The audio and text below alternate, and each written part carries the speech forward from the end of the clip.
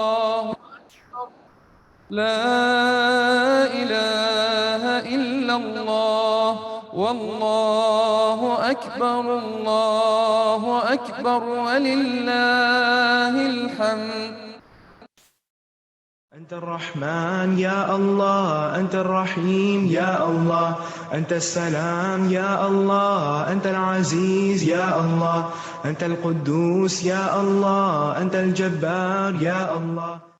نحمده ونصلي على رسوله الكريم أما بعد فأعوذ بالله من الشيطان الرجيم بسم الله الرحمن الرحيم رب اشرح لي صدري ويسر لي أمري واحلل عقدة من لساني يفقه قولي. کی خوبصورت نام کے ساتھ آپ میں حاضر ہیں. آج ہم انشاءاللہ اللہ سبحانہ و تعالیٰ کے نام البر پر بات کریں گے. البر، نیکی کرنے والا، احسان کرنے والا. حقیقت یہ ہے کہ اللہ سبحانہ تعالی اپنے بندوں کے ساتھ ہر طرح کی نیکی اور احسان کرنے والا ہے جس کا کوئی انسان تصور بھی کر سکتا. یعنی ہم ہر طرف جتنی بھی خیر دیکھتے ہیں، جتنے بھی انعامات اور نعمتیں دیکھتے ہیں، یہ سب کے سب دراصل اللہ تعالی کی طرف سے ہیں. وہ اپنے ان بندوں کے ساتھ بھی احسان کرتا ہے جو اس کے فرما بردار ہیں، تابع دار ہیں، اور وہ ان کے ساتھ بھی کرتا ہے جو اس کے نافرمان ہیں. وہ نہ صرف یہ کہ انسانوں کے ساتھ بلکہ دیگر ساری مخلوقات کے ساتھ احسان کرنے والا ہے. اس کے احسانات کی کوئی حد نہیں، کوئی انتہا نہیں. کثیر الاحسان ہے، ہمیشہ مہربانی اور لطف فرمانے والا ہے. حقیقت یہ ہے کہ اللہ سبحانہ وتعالیٰ اپنے بندوں کے ساتھ بہت آسانیاں فرمانے والا ہے، بہت کثرت کے ساتھ ان پر احسان فرمانے والا ہے. بندہ ایک نیکی کرتا ہے تو وہ 10 گنا اجر دینے والا ہے. بندہ نافرمانی بھی کرتا ہے تو وہ اس سے قلم روکے رکھتا ہے کہ شاید بندہ توبہ کر لے، لیکن اگر وہ گناہ کر لیتا ہے تو اس کے لیے 1 گناہ لکھا جاتا ہے. اور جب بندہ اس گناہ پر توبہ کر لیتا ہے تو اللہ تعالیٰ اس گناہ کو بھی معاف فرما دیتا ہے. حقیقت یہ ہے کہ اللہ تعالیٰ اپنی رحمت میں بھی بہت وسیع ہے. اس کی رحمت ہر چیز پر چھائی ہوئی ہے، اس کا فضل ہر طرف عام ہے، اس کی نوازشیں اور رحمتیں ہم چاروں طرف بکھری دیکھتے ہیں. تو آئیے دیکھتے ہیں کہ قرآن و سنت میں اس نام سے متعلق ہمیں کیا رہنمائی ملتی ہے. تو سب سے پہلی بات تو یہ ہے کہ اللہ سبحانہ وتعالیٰ کا یہ نام سورۃ الطور میں 1 مرتبہ آیا ہے. ارشاد باری تعالیٰ ہے وَأَقْبَلَ بَعْضُهُمْ عَلَى بَعْضٍ يَتَسَاءَلُونَ قَالُوا إِنَّا كُنَّا قَبْلُ فِي أَهْلِنَا مُشْفِقِينَ فَمَنَّ اللَّهُ عَلَيْنَا وَوَقَانَا عَذَابَ السَّمُومِ إِنَّا كُنَّا مِن قَبْلُ نَدْعُوهُ إِنَّهُ هُوَ الْبَرُّ الرَّحِيمُ. اہل جنت ایک دوسرے کی طرف متوجہ ہو کر گزشتہ حالات پوچھیں گے، کہیں گے اس سے پہلے ہم اپنے گھر والوں میں ڈرتے ڈرتے رہا کرتے تھے، یعنی اللہ تعالیٰ کی نافرمانی سے ڈرتے تھے. سو آج اللہ نے ہم پر احسان فرمایا اور ہمیں لو کے عذاب سے بچا لیا. ہم اس سے پہلے دنیا میں اسی کو پکارا کرتے تھے. بلا شبہ وہ بڑا احسان کرنے والا، البر اور رحم فرمانے والا ہے. یعنی قیامت کے دن بندے جب اللہ تعالیٰ کے انعامات کو دیکھیں گے تو اس وقت انہیں اللہ تعالیٰ کا یہ نام بے اختیار یاد آ جائے گا کہ یہ سب کچھ دراصل ہمارے رب ہی کا فضل ہے، ہماری کوشش تو کچھ بھی نہیں. کیونکہ جو بھی کوششیں تھی ہم ان کو کم سمجھتے تھے، اسی لیے ڈرتے رہتے تھے. حقیقت یہ ہے کہ اللہ تعالیٰ اپنے بندوں کو اپنے بے پناہ فضل سے نوازنے والا ہے، خواہ دنیا ہو یا آخرت. فرمایا ذَلِكَ فَضْلُ اللَّهِ يُؤْتِيهِ مَن يَشَاءُ وَاللَّهُ ذُو الْفَضْلِ الْعَظِيمِ. یہ اللہ کا فضل ہے اور وہ اسے اس کو دیتا ہے جسے وہ چاہتا ہے. یعنی اس کی مہربانیاں اس کے اپنے فیصلے ہیں کہ جس کے لیے چاہے کرے، اور اللہ بہت بڑے فضل والا ہے، یعنی اس کے فضل کی کوئی حد اور انتہا نہیں. پھر اپنے فضل سے بہت زیادہ عطا بھی کرتا ہے. فرمایا وَيَسْتَجِيبُ الَّذِينَ آمَنُوا وَعَمِلُوا الصَّالِحَاتِ وَيَزِيدُهُم مِّن فَضْلِهِ وَالْكَافِرُونَ لَهُمْ عَذَابٌ شَدِيدٌ، اور جو لوگ ایمان لائے اور نیک عمل کریں وہ ان کی دعا قبول کرتا ہے۔ ہر انسان کو یہ شوق ہوتا ہے کہ وہ مستجاب الدعوات ہو، وہ ان لوگوں میں شامل ہو جائے کہ جن کی دعائیں قبول ہوتی ہیں۔ تو یہاں اس کا راز بھی ایک طرف بتا دیا گیا کہ اللہ تعالیٰ اپنے فضل کے ساتھ ایسے لوگوں کی دعائیں قبول فرماتا ہے جو ایمان لا کر نیک عمل کرتے ہیں۔ الذین آمنوا وعملوا الصالحات ویزیدہم من فضلہ، اور اپنے فضل سے اور زیادہ بھی عطا کرتا ہے، یعنی صرف اتنا نہیں دیتا جس کی وہ دعا مانگتے ہیں، کیونکہ بعض اوقات انسان کو خود بھی پتہ نہیں ہوتا کہ اسے اپنے لیے کیا مانگنا چاہیے۔ وہ ایک چیز مانگ رہا ہوتا ہے لیکن اس کا رب دیکھتا ہے کہ اس بندے کو دوسری چیز کی اس سے بھی کہیں زیادہ ضرورت ہے، لہٰذا وہ پہلی چیز کی بجائے دوسری چیز عطا کر دیتا ہے جو بندے نے مانگی نہیں ہوتی لیکن وہ بندے کی ضرورت ہوتی ہے۔ تو یہی دراصل اس کا فضل ہے۔ وَالْكَافِرُونَ لَهُمْ عَذَابٌ شَدِيدٌ، اور کافروں کے لیے شدید عذاب ہے، یعنی جو نہ دعا کریں، نہ ایمان لائیں، نہ نیک عمل کریں اور نہ اللہ کے آگے گڑ گڑائیں، پھر ایسے لوگ دراصل خود کو خود ہی محروم کرنے والے ہیں۔ پھر اسی طرح اللہ تعالیٰ اپنے بندوں پر خرچ کرنے والا ہے۔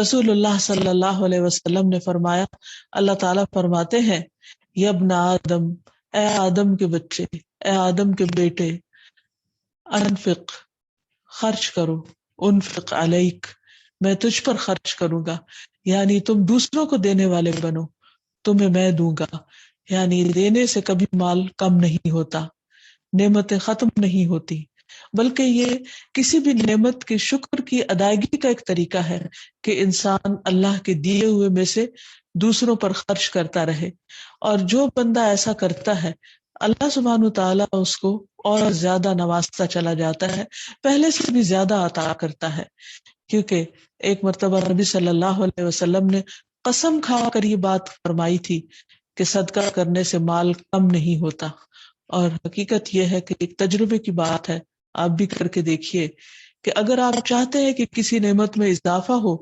تو اس نعمت کو دوسروں کے ساتھ شیئر کیجیے۔ پھر اسی طرح یہ ہے کہ اللہ سبحانہ تعالیٰ ایسا البر الرحیم ہے کہ وہ بندوں کے گناہوں سے درگزر کرتا ہے، ان کی مدد کرتا ہے، ان کی حفاظت فرماتا ہے۔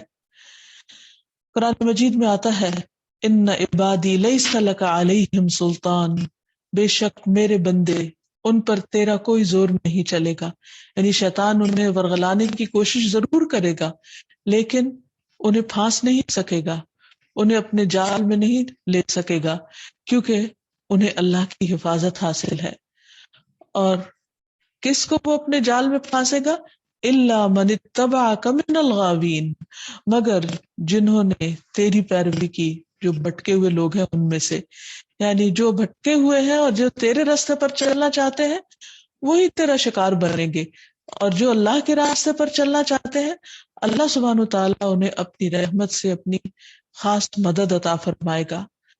پھر اسی طرح اللہ تعالیٰ ایسا محسن ہے، ایسا احسان کرنے والا ہے کہ وہ اپنے بندوں پر رحمت عام کیے ہوئے ہے، اگر اس کی عبادت کی جائے تو بھی وہ اپنی رحمتوں سے نوازتا ہے، اور اگر اس کی عبادت نہ کی جائے تو بھی وہ ان تمام لوگوں کو نوازنے والا ہے جو دنیا میں اس کی نافرمانی نہ کر رہے ہیں، لیکن آخرت میں اس کی رحمتیں اور اس کی نوازشیں صرف ان لوگوں کے لیے ہوں گی جو اس کے فرما بردار بندے ہیں۔ اللہ تعالیٰ فرماتے ہیں، ان الذین یتلون کتاب اللہ وَأَقَامُوا الصَّلَاةَ وَأَنفَقُوا مِمَّا رَزَقْنَاهُمْ سِرًّا وَعَلَانِيَةً يَرْجُونَ تِجَارَةً لَن تَبُورَ لِيُوَفِّيَهُمْ أُجُورَهُمْ وَيَزِيدَهُمْ مِنْ فَضْلِهِ إِنَّهُ غَفُورٌ شَكُورٌ۔ جو لوگ اللہ کی کتاب پڑھتے ہیں، نماز قائم کرتے ہیں، اور جو کچھ ہم نے انہیں دے رکھا ہے اس میں سے خفیہ اور علانیہ خرچ کرتے ہیں، وہ ایسی تجارت کے امیدوار ہیں جس میں کبھی خسارہ نہ ہوگا، کبھی بھی نقصان نہیں ہوگا، کوئی لاس نہیں ہوگا، یعنی آخرت میں۔ تاکہ ایسے لوگوں کو اللہ تعالیٰ ان کا پورا پورا اجر عطا کرے اور اپنی مہربانی سے کچھ زیادہ بھی دے. بلا شبہ وہ معاف کرنے والا اور قدردان ہے. یعنی جو لوگ اللہ تعالیٰ کی عبادت کرتے ہیں وہ صرف اتنا اجر نہیں پائیں گے جتنی انہوں نے عبادت کی ہوگی، بلکہ یہاں بھی یہی فرمایا وَيَزِيدُهُم مِّن فَضْلِهِ، وہ اپنے فضل سے انہیں اور زیادہ نوازے گا، کیونکہ وہ البر ہے، وسیع الاحسان ہے، کثیر الاحسان ہے. پھر اسی طرح وہ توبہ کرنے والے بندوں پر بھی بہت مہربان ہے. فرمایا الا الذین تابوا واصلحوا واعتصموا باللہ واخلصوا دینہم للہ فاولئک مع المؤمنین وسوف یؤتی اللہ المؤمنین اجرا عظیما. مگر وہ لوگ جنہوں نے توبہ کی اور اصلاح کر لی اور اللہ کو مضبوطی سے تھام لیا اور اپنا دین اللہ کے لیے خالص کر لیا تو یہ لوگ مومنوں کے ساتھ ہوں گے اور اللہ مومنوں کو جلد ہی بہت بڑا اجر عطا کرے گا. پھر اسی طرح اللہ سبحانہ تعالیٰ اپنے بندوں کی برائیوں کو دور کرنے والا ہے. یہ بھی اس کا کتنا بڑا احسان ہے، کیونکہ کوئی بھی گناہ انسان کے دل پر بھی ایک داغ بنتا ہے اور انسان کے کردار اور اخلاق کے لیے بھی نقصان دہ ہوتا ہے. تو اللہ سبحانہ تعالیٰ اپنے پیارے بندوں کا اتنا خیال رکھنے والا ہے کہ وہ ان کی توبہ قبول کر کے انہیں گناہوں کے بوجھ سے آزاد فرماتا ہے. ارشاد ہے والذین آمنوا وعملوا الصالحات لنکفرن عنہم سیئاتہم ولنجزینہم احسن الذی کانوا یعملون. اور جو لوگ ایمان لائے اور نیک عمل کرتے رہے ہم ضرور ان کی برائیاں دور کر دیں گے اور جو کچھ انہوں نے کیا ہوگا انہیں اس سے بہتر بدلہ عطا کریں گے. یعنی ان کے نیک اعمال کو تو قبول کر لیں گے لیکن ان کی برائیاں جو ان کو بدنما بنانے والی ہیں وہ ان سے ہٹا دیں گے.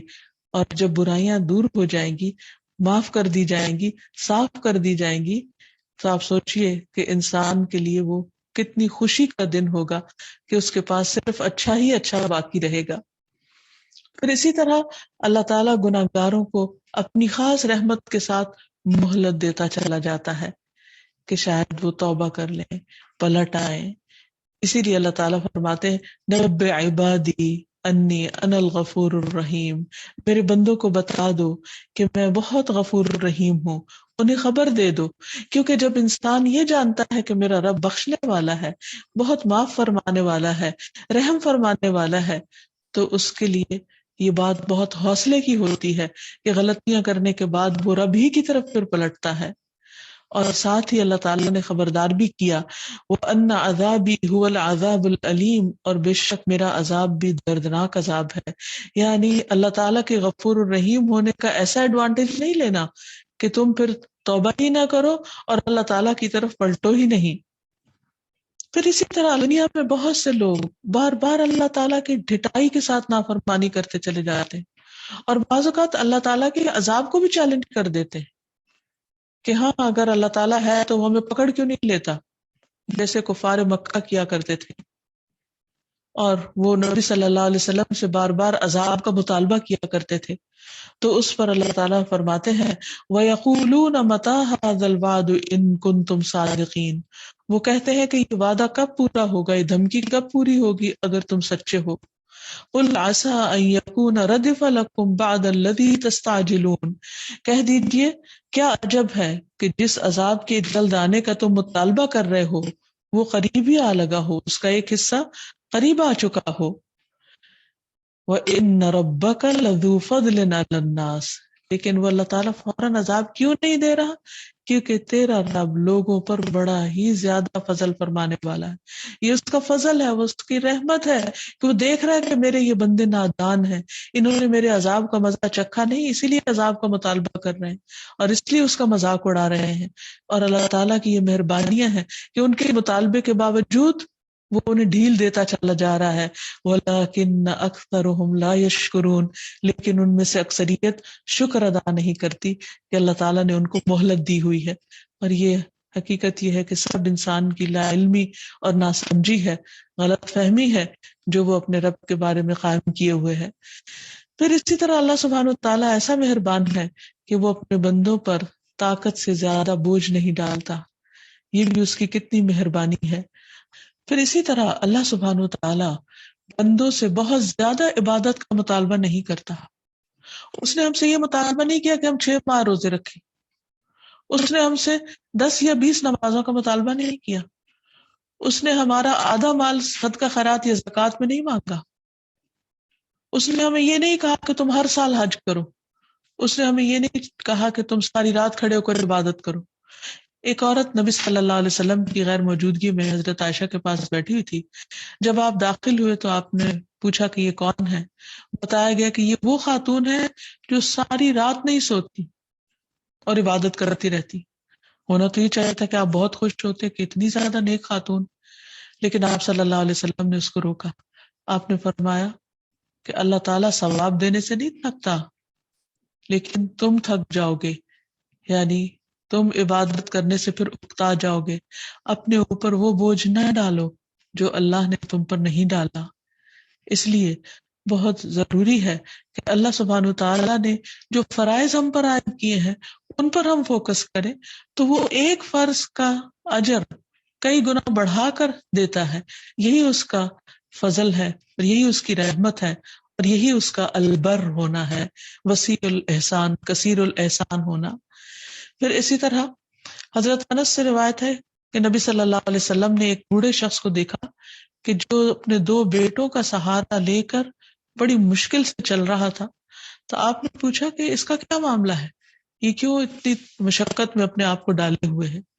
تو لوگوں نے بتایا کہ اس نے کعبہ تک پیدل چل کر جانے کی منت مانی ہے۔ آپ نے فرمایا کہ اللہ تعالیٰ اس سے بے نیاز ہے کہ یہ اپنے آپ کو تکلیف میں ڈالے، یعنی اللہ تعالیٰ کو ایسی کسی عبادت کی ضرورت نہیں کہ جس میں بندہ اپنے آپ کو کسی اذیت میں مبتلا کر لے۔ پھر آپ صلی اللہ علیہ وسلم نے اس کو سواری پہ بیٹھنے کا حکم دیا۔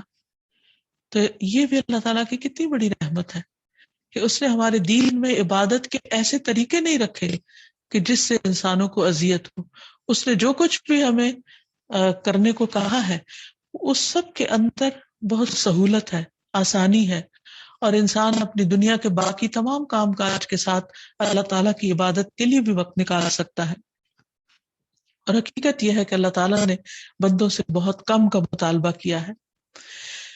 پھر اسی طرح یہ ہے کہ اللہ سبحانہ تعالیٰ دنیا میں تو اپنے سارے بندوں کے لیے مہربان ہے، لیکن آخرت میں وہ اپنے خاص بندوں کے لیے ہی مہربان ہوگا جو اس کے فرما بردار ہوں گے، جو اس کے اطاعت گزار ہوں گے، اور ان کے لیے اللہ تعالیٰ دنیا میں ہی خوشخبری دے رہا ہے۔ مثلا ایک جگہ پر فرمایا وَبَشِّرِ الْمُؤْمِنِينَ بِأَنَّ لَهُم مِّنَ اللَّهِ فَضْلًا كَبِيرًا، اور مومنوں کو خوشخبری دے دو کہ ان کے لیے اللہ کی طرف سے بہت بڑا فضل ہے۔ پھر اسی طرح اہل جنت جب جنت میں پہنچ جائیں گے تو وہاں جا کر ساری نعمتیں دیکھیں گے تو اللہ تعالیٰ کے احسانات کو یاد کریں گے، اور ہر طرف اس کی رحمتیں ہی رحمتیں ہوں گی، اور پکار اٹھیں گے وقالوا الحمد للہ الذی اذهب عنا الحزن، کہ اللہ کا شکر ہے کہ جس نے ہم سے غم دور کر دیا۔ ان ربنا لغفور شکور، ہمارا رب بہت زیادہ بخشش فرمانے والا، بڑا ہی زیادہ قدردان ہے، یعنی اس کا احسان بہت زیادہ ہے ہم پر۔ الذی احلنا دار المقامت، جس نے ہمیں ہمیشگی کے گھر میں لا کر قیام کرا دیا، ہمیں جنت میں داخل کر دیا۔ کہاں کیسے؟ من فضلہ، اپنے فضل سے، اپنے احسان سے۔ لا یمسنا فیہا نصب ولا یمسنا فیہا لغوب، جہاں ہمیں نہ تھکاوٹ ہے نہ بوریت ہے۔ بہت سے لوگ یہ سوال کرتے ہیں کہ اچھا جنت میں جانے کے بعد پھر کیا ہوگا؟ کیا وہاں رہنا ہوگا؟ بس رہتے ہی جانا ہوگا، رہنا ہی رہنا ہوگا، موت نہیں آئے گی، کبھی خاتمہ نہیں ہوگا، پھر تو ہم بور ہو جائیں گے۔ دنیا جو مصیبتوں کا گھر ہے، یہاں تو آج تک کوئی بور نہیں ہوا رہنے سے، لیکن جنت جہاں کی نعمتیں اتنی زیادہ ہوں گی کہ ہر آن ایک نئی چیز ہمیشہ انسان انجوائے ہی کرتا چلا جائے گا۔ اللہ تعالیٰ دنیا میں خوشخبری دے رہے ہیں کہ وہاں انسان کو کسی قسم کی کوئی تھکاوٹ، کوئی بوریت اور کوئی ملال نہ ہوگا، کوئی رنج، کوئی غم، کوئی ہم، کوئی بڑھاپا، کوئی بیماری، کوئی فکر مندی، کچھ بھی نہ ہوگی۔ یہ سب کچھ کیا ہے؟ یہ دراصل اللہ سبحانہ تعالیٰ کا البر الرحیم ہونا ہے، بہت زیادہ کثرت کے ساتھ احسان کرنے والا اور بہت زیادہ مہربان ہونا ہے، کیونکہ اتنی وافر مقدار میں اور اتنی زیادہ مہربانیاں صرف وہی کر سکتا ہے، کوئی اور نہیں۔ پھر اسی طرح اللہ سبحانہ تعالیٰ آخرت میں بہترین رزق دینے والا بھی ہے۔ اللہ تعالیٰ فرماتے ہیں الذین آمنوا وعملوا الصالحات طوبی لہم وحسن مآب، جو لوگ ایمان لائے اور انہوں نے نیک اعمال کیے ان کے لیے خوشحالی اور اچھا ٹھکانہ ہے۔ اب جب ہم اللہ تعالیٰ کے اس نام کو سمجھ جائیں، یعنی البر کا معنی معلوم ہو جائے کہ بہت زیادہ احسان کرنے والا، وسیع پیمانے پر بندوں کے ساتھ مہربانی کرنے والا، تو اس کے اثرات ہماری زندگی میں بھی نظر آنے چاہیے۔ جب انسان اللہ سبحانہ وتعالیٰ کے اس نام کو سمجھ جائے، یعنی البر کو، کہ وہ بہت زیادہ نیکی کرنے والا ہے اپنے بندوں کے ساتھ، بہت احسان فرمانے والا ہے، تو پھر بندوں کے اندر بھی نیکی کی خو نظر آنی چاہیے، ہمارے اندر بھی نیکیوں کا شوق پیدا ہونا چاہیے کہ وہ اتنا زیادہ قدردان ہے کہ وہ بندوں کے ساتھ احسان کرتا ہے، تو بندے بھی اللہ سبحانہ تعالیٰ کے فرما بردار بن جائیں، جیسا کہ ہم انبیاء علیہ السلام کی زندگیوں میں دیکھتے ہیں کہ جب اللہ تعالیٰ نے ان پر احسان فرمایا، انہیں اپنے کام کے لیے چن لیا، تو ان کے اندر کیسا کیسا اچھا اخلاق تھا۔ مثلاً یحییٰ علیہ السلام کے بارے میں آتا ہے، اللہ تعالیٰ فرماتے ہیں کہ وَحَنَانًا مِن لَدُنَّا وَزَكَاةً وَكَانَ تَقِيًّا وَبَرًّا بِوَالِدَيْهِ وَلَمْ يَكُنْ جَبَّارًا عَصِيًّا، ہم نے اس سے اپنی مہربانی سے نرم دل اور پاک سیرت بنایا، اور فی الواقع وہ پرہیزگار تھے، وہ اپنے والدین سے ہمیشہ اچھا سلوک کرتے تھے اور کسی وقت بھی جابر اور نافرمان نہ ہوئے۔ پھر اسی طرح حضرت عیسیٰ علیہ السلام کے بارے میں آتا ہے وَبَرًّا بِوَالِدَتِي وَلَمْ يَجْعَلْنِي جَبَّارًا شَقِيًّا، اور میں اپنی والدہ کے ساتھ بہترین سلوک کرتا ہوں، نیز اللہ نے مجھے جابر اور بدبخت نہیں بنایا۔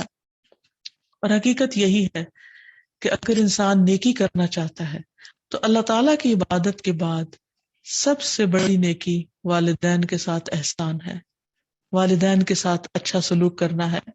عبداللہ بن مسعود کہتے ہیں کہ ایک شخص نے نبی صلی اللہ علیہ وسلم سے پوچھا کون سا عمل سب سے افضل ہے؟ آپ نے فرمایا وقت پر نماز پڑھنا اور والدین کے ساتھ نیکی کرنا، پھر اللہ کے راستے میں جہاد کرنا۔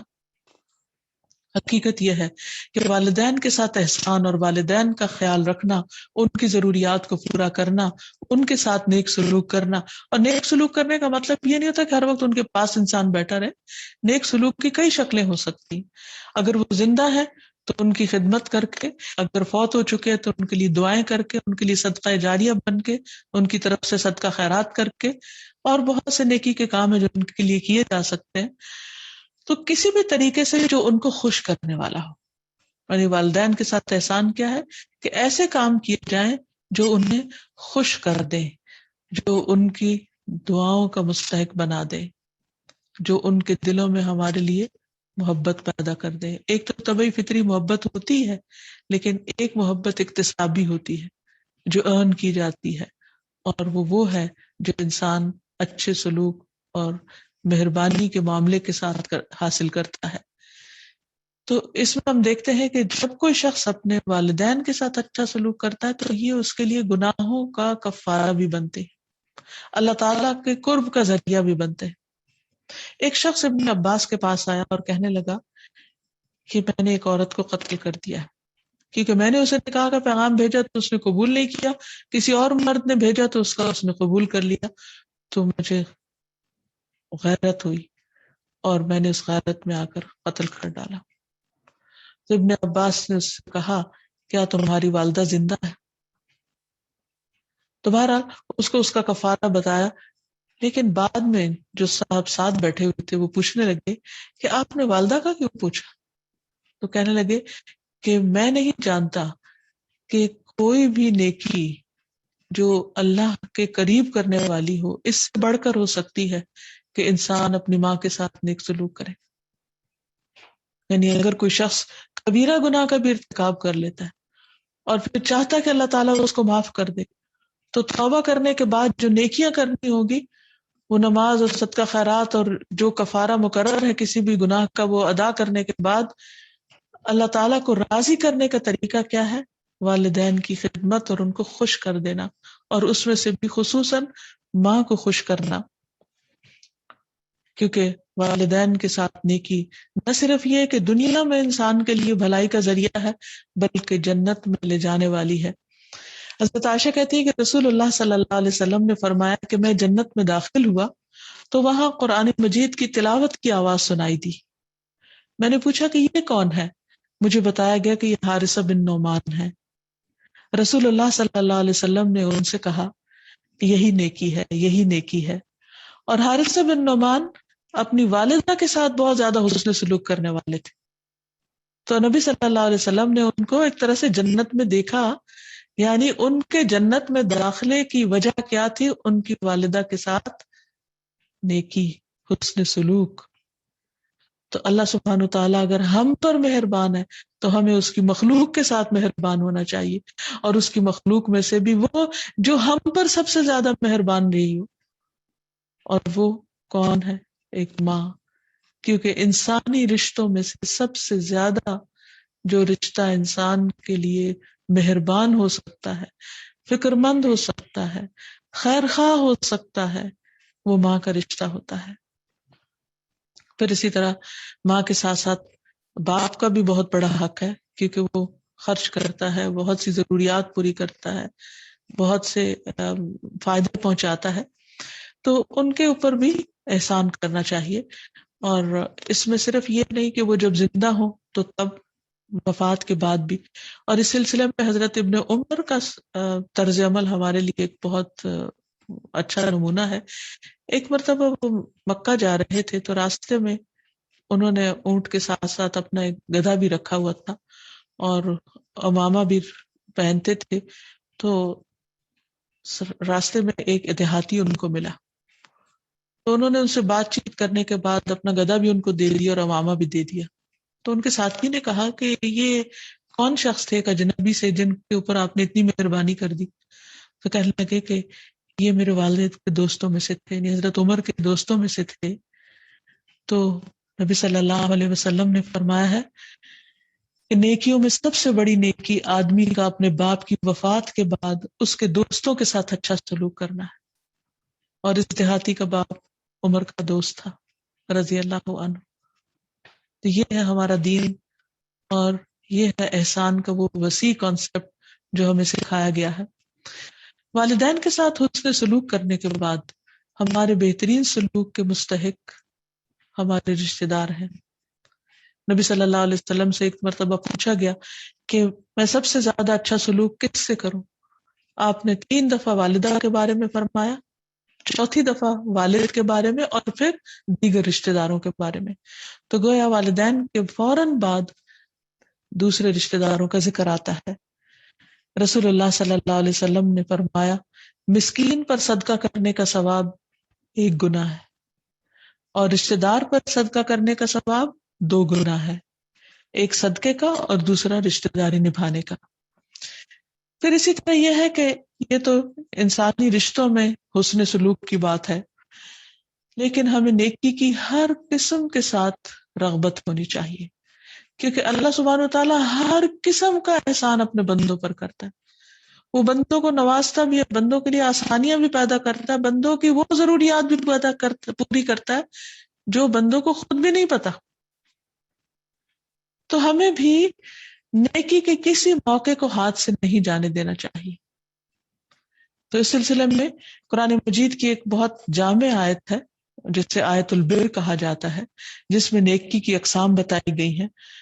اللہ تعالیٰ فرماتے ہیں نیکی یہی نہیں کہ تم اپنا رخ مشرق یا مغرب کی طرف پھیر لو، بلکہ اصل نیکی یہ ہے کہ کوئی شخص اللہ پر، آخرت کے دن پر، فرشتوں پر، کتابوں پر، نبیوں پر ایمان لائے، اور اللہ سے محبت کی خاطر اپنا مال رشتہ داروں، یتیموں، مسکینوں، مسافروں، سوال کرنے والوں اور غلامی سے نجات دلانے کے لیے دے، نماز قائم کرے اور زکوٰۃ ادا کرے۔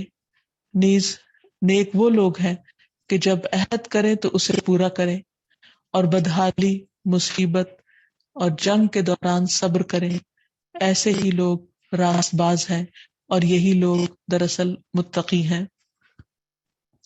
قرآن مجید کی اس آیت کے علاوہ حدیث سے بھی ہمیں نیکی کے کاموں کی تفصیل کے بارے میں پتہ چلتا ہے۔ عبداللہ بن عمر بیان کرتے ہیں کہ ایک آدمی نبی صلی اللہ علیہ وسلم کے پاس آیا اور کہا کہ اللہ کے رسول صلی اللہ علیہ وسلم، کون سے لوگ اللہ تعالیٰ کو زیادہ پیارے ہیں، کون لوگ زیادہ محبوب ہیں، اور کون سے اعمال اللہ تعالیٰ کو زیادہ پسندیدہ ہیں؟ رسول اللہ صلی اللہ علیہ وسلم نے فرمایا، وہ لوگ اللہ تعالیٰ کو زیادہ محبوب ہیں جو دوسرے لوگوں کے لیے سب سے زیادہ فائدہ مند ہوں۔ اب اس معیار پر اپنے آپ کو پرکھ لیجئے کہ آپ دوسروں کو کتنا فائدہ دینے والے ہیں اور کس کس کو دینے والے ہیں۔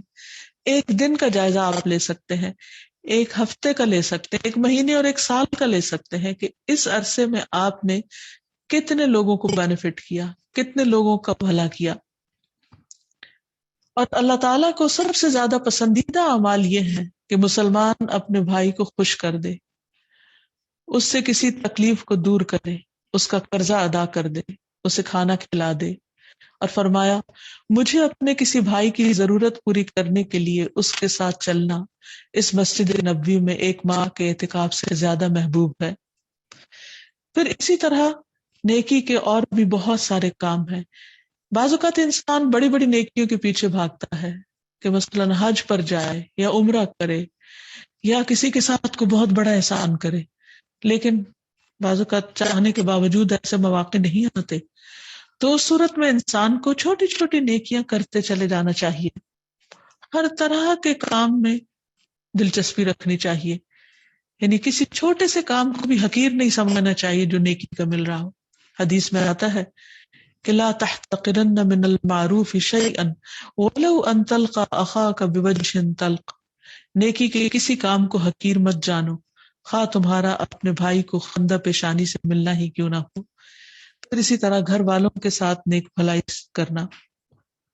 نبی صلی اللہ علیہ وسلم نے فرمایا، ہر وہ بھلا کام جو تم اپنے گھر والوں کے ساتھ کرو وہ ان پر صدقہ ہے۔ پھر گھر والوں پر خرچ کرنا، پھر اسی طرح ان کو پانی پلانا، خواہ پانی کا ایک گھونٹ ہی کیوں نہ ہو، اور خصوصاً اپنی بیوی کو پانی پلانا، اس کو بھی صدقہ قرار دیا گیا، اس کو بھی نیکی کا موقع بتایا گیا۔ ارباز بن ساریہ کہتے ہیں کہ رسول اللہ صلی اللہ علیہ وسلم نے فرمایا، جب آدمی اپنی بیوی کو پانی پلاتا ہے تو اسے اجر دیا جاتا ہے۔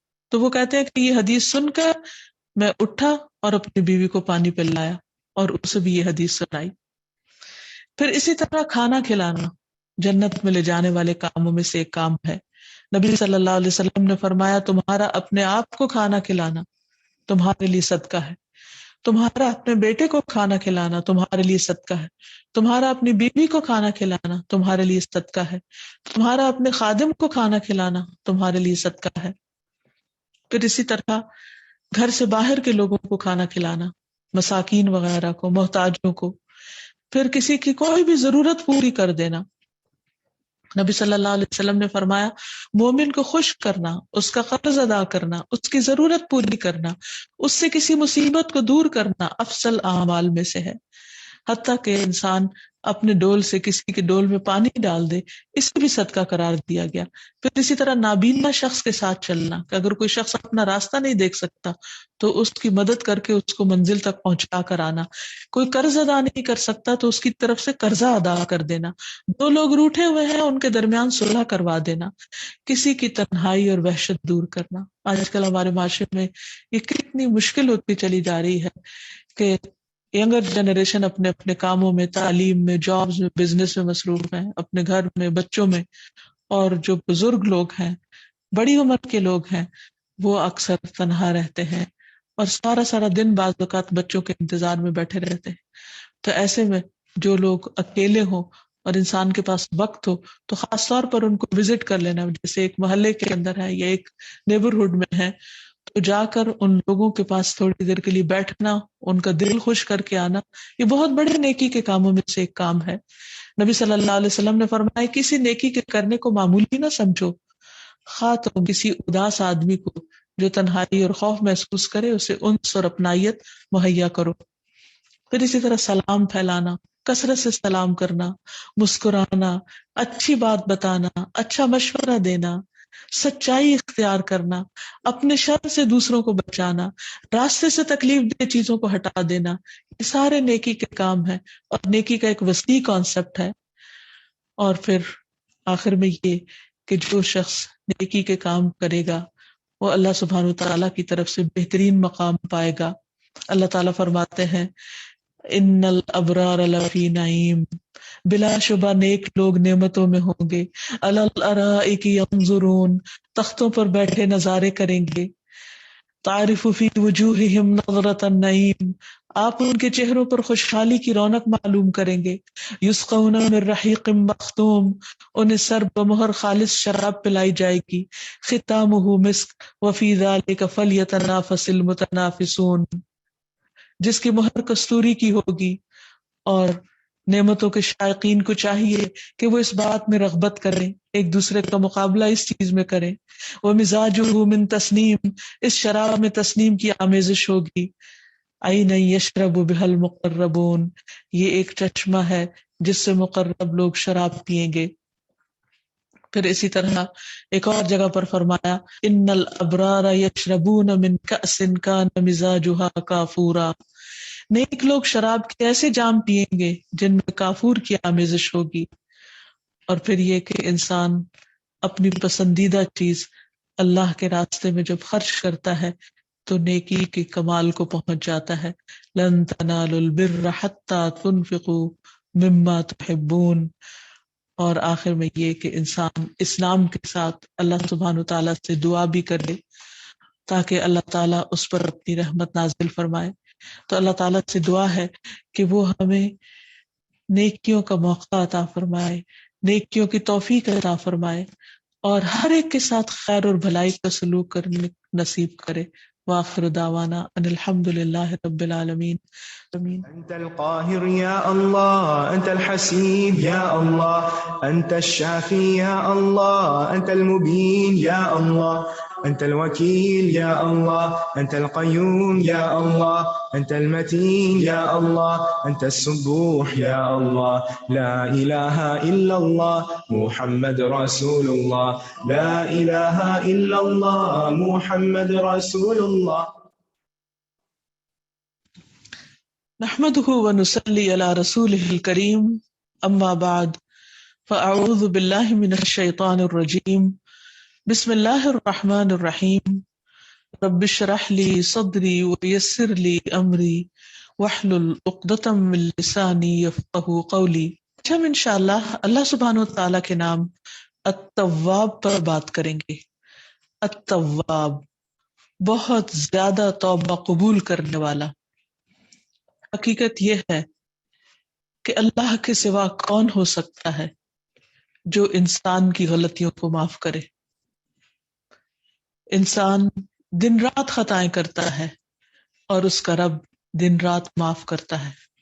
اللہ سبحانہ و تعالی نہ صرف یہ کہ توبہ قبول کرتا ہے بلکہ بندے کو توبہ کرنے کی توفیق بھی دیتا ہے، اور پھر بندہ جب توبہ کر لیتا ہے تو اس سے محبت بھی کرتا ہے۔ توبہ کیوں کی جائے اور توبہ کس چیز سے؟ توبہ انسان اپنے گناہوں سے کرتا ہے، اپنی غلطیوں اور خطاؤں سے کرتا ہے۔ ہر انسان سے چونکہ غلطی ہوتی ہے تو عام طور پر جب غلطی ہوتی ہے تو اس میں کئی قسم کے ری ایکشن ہوتے ہیں۔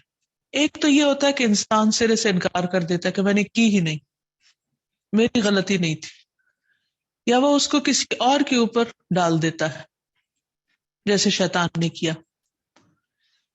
پھر اسی طرح بعض اوقات انسان غلطی مان تو لیتا ہے کہ ہاں میری غلطی تھی، لیکن ڈیفینسو ہو جاتا ہے، اپنی غلطی کی تعویلیں پیش کرنا شروع کر دیتا ہے اور جسٹیفائی کرنے لگتا ہے، وجوہات بتانے لگتا ہے۔ اس سے بھی کچھ خاص فائدہ نہیں ہوتا۔ تیسری صورت یہ ہے کہ انسان غلطی کرتا ہے اور اس کا اعتراف کرتا ہے اور پھر اس پر آئندہ نہ کرنے کا عہد کرتا ہے۔ اسی کا نام توبہ ہے کہ انسان سے جب غلطی ہو جائے تو بجائے اس کے کہ اس کا انکار کر دے، کیونکہ جو چیز ہو گئی وہ تو ہو گئی، اس کا انکار کرنے سے فائدہ تو کچھ نہیں. اور دوسری یہ کہ انسان اگر تعویلیں کرنا شروع کر دے تو اس سے بھی کچھ فائدہ نہیں. جو اصل فائدے کی چیز ہے وہ یہ کہ انسان اپنی غلطی پر معافی مانگ لے. ایسے ہی لوگ اللہ سبحانہ تعالیٰ کے محبوب بنتے ہیں جو اپنی غلطیوں پر پلٹ آتے ہیں اور اپنی اصلاح کر لیتے ہیں. صحیح بخاری کی روایت کے مطابق مومن اپنے گناہ کو پہاڑ کی طرح سمجھتا ہے اور اس بات سے ڈرتا ہے کہ کہیں وہ پہاڑ اس کے سر پر نہ گرے. اس کے برعکس فاجر، نافرمان، گناہ گار انسان وہ اپنے گناہ کو ایک مکھی کی طرح سمجھتا ہے جو ناک پر بیٹھی ہو کہ ہاتھ سے اڑائے اور مکھی اڑ جائے اور بات ختم ہو جائے. تو حقیقت یہ ہے کہ جس انسان کے اندر جتنا حساس دل ہو وہ اپنی غلطی کو اتنا ہی زیادہ محسوس کرتا ہے اور اس پر شرمندہ بھی ہوتا ہے اور اس کے بوجھ سے آزاد بھی ہونا چاہتا ہے. تو آئیے دیکھتے ہیں کہ قرآن و سنت کی روشنی میں ہمیں اللہ سبحانہ تعالیٰ کی اس صفت اور اس نام کے بارے میں کیا رہنمائی ملتی ہے کہ وہ کیسا التواب ہے. سب سے پہلی بات تو یہ کہ وہ توبہ قبول کرتا ہی رہتا ہے، ہر آن کرتا چلا جاتا ہے. غافر الذنب وقابل التوب، گناہ بخشنے والا اور توبہ قبول کرنے والا ہے. انہ کان توابا، بے شک وہ توبہ قبول کرنے والا ہے، یعنی وہ کرتا ہی رہتا ہے. انہ هو التواب الرحیم، بے شک وہ بہت زیادہ توبہ قبول کرتا ہے اور بہت زیادہ مہربان ہے. اللہ تعالیٰ فرماتے ہیں الم یعلموا ان اللہ هو يقبل التوبۃ عن عباده ويأخذ الصدقات وان اللہ هو التواب الرحیم. کیا انہیں معلوم نہیں کہ بے شک اللہ ہی اپنے بندوں کی توبہ قبول کرتا اور صدقے قبول کرتا ہے، اور یہ کہ بے شک اللہ ہی ہے جو بہت زیادہ توبہ قبول کرنے والا اور نہایت رحم فرمانے والا ہے. پھر یہ کہ گناہ کتنے بھی کیوں نہ ہو، کتنے ہی زیادہ کیوں نہ ہو، اللہ سبحانہ تعالیٰ اپنے بندوں کو معاف فرمانے والا اور ان کی توبہ قبول کرنے والا ہے.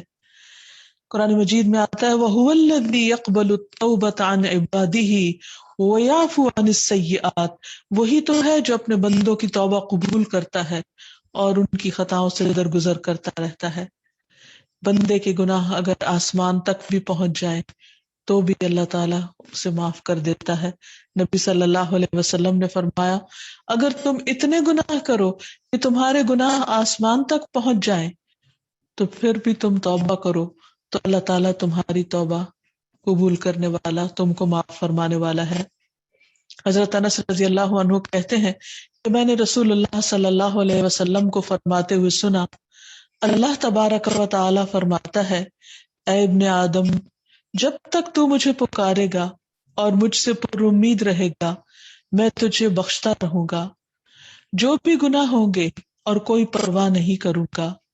اے ابن آدم، اگر تیرے گناہ آسمان کی بلندیوں تک پہنچ جائیں پھر تو مجھ سے بخشش طلب کرے تو میں پرواہ کیے بغیر تجھے بخش دوں گا.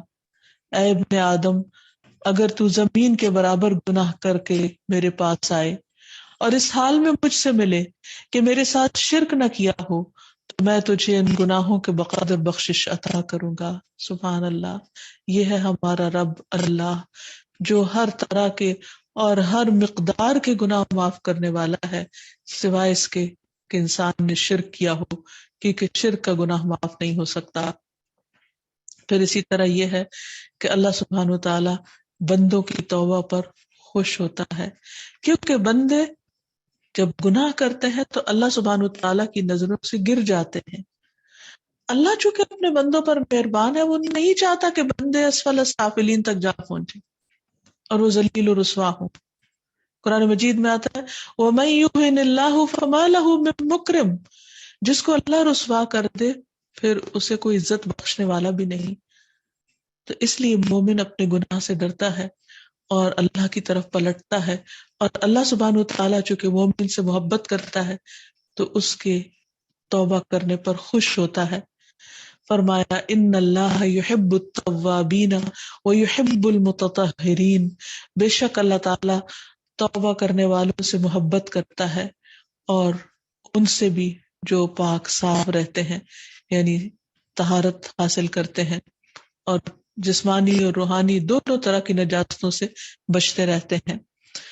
اور اس شدت کی مثال اس اونٹنی سے دی گئی جو سفر کے دوران کھو جائے اور مسافر کو جب واپس مل جائے سخت خطرے کی حالت میں، سخت پریشانی کے عالم میں، تو وہ کتنا خوش ہو سکتا ہے۔ اللہ تعالیٰ بندے کی توبہ پر اس سے بھی زیادہ خوش ہوتا ہے۔ پھر اسی طرح یہ ہے کہ وہ صرف توبہ قبول نہیں کرتا بلکہ توبہ قبول کر کے اجر بھی عطا کرتا ہے۔ یعنی اس کی مہربانی آپ دیکھیے کہ ایک طرف بندے کو معاف کر دیتا ہے، اس کے گناہ کو مٹا دیتا ہے، اس کے درجے کو بلند کر دیتا ہے، اس کے مقام میں اضافہ کر دیتا ہے، اور اوپر سے اس کو اجر و ثواب سے بھی نوازتا ہے۔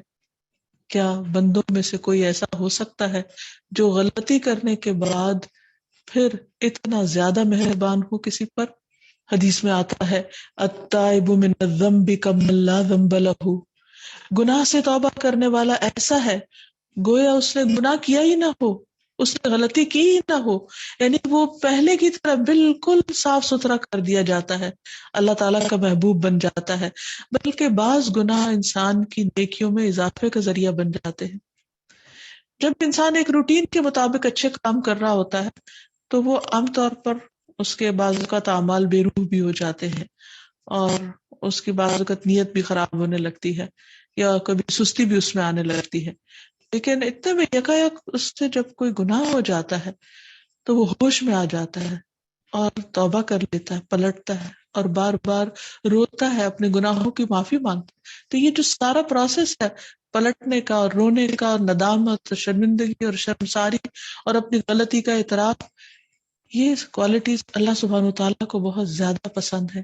اس لیے جب کوئی بندہ گناہ کرنے کے بعد اللہ کی طرف پلٹتا ہے تو اللہ سبحانہ وتعالیٰ نہ صرف یہ کہ اس کو معاف کر دیتے ہیں اور اس کو ویسا کر دیتے ہیں جیسے اس نے گناہ کیا ہی نہ ہو، بلکہ اس کے گناہوں کو نیکیوں سے بدل دیتے ہیں۔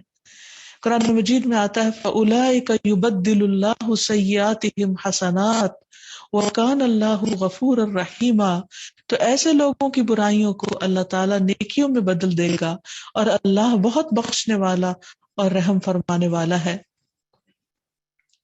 پھر اسی طرح یہ ہے کہ انسان جب گناہ کرتا ہے تو انسان کا دل مردہ ہونے لگتا ہے، اور جب ایک گناہ کے بعد توبہ نہیں کی جاتی تو انسان دوسرے گناہ کے لیے تیار ہو جاتا ہے، دوسرے پر شیر ہو جاتا ہے اور پھر گناہ در گناہ کرتا چلا جاتا ہے۔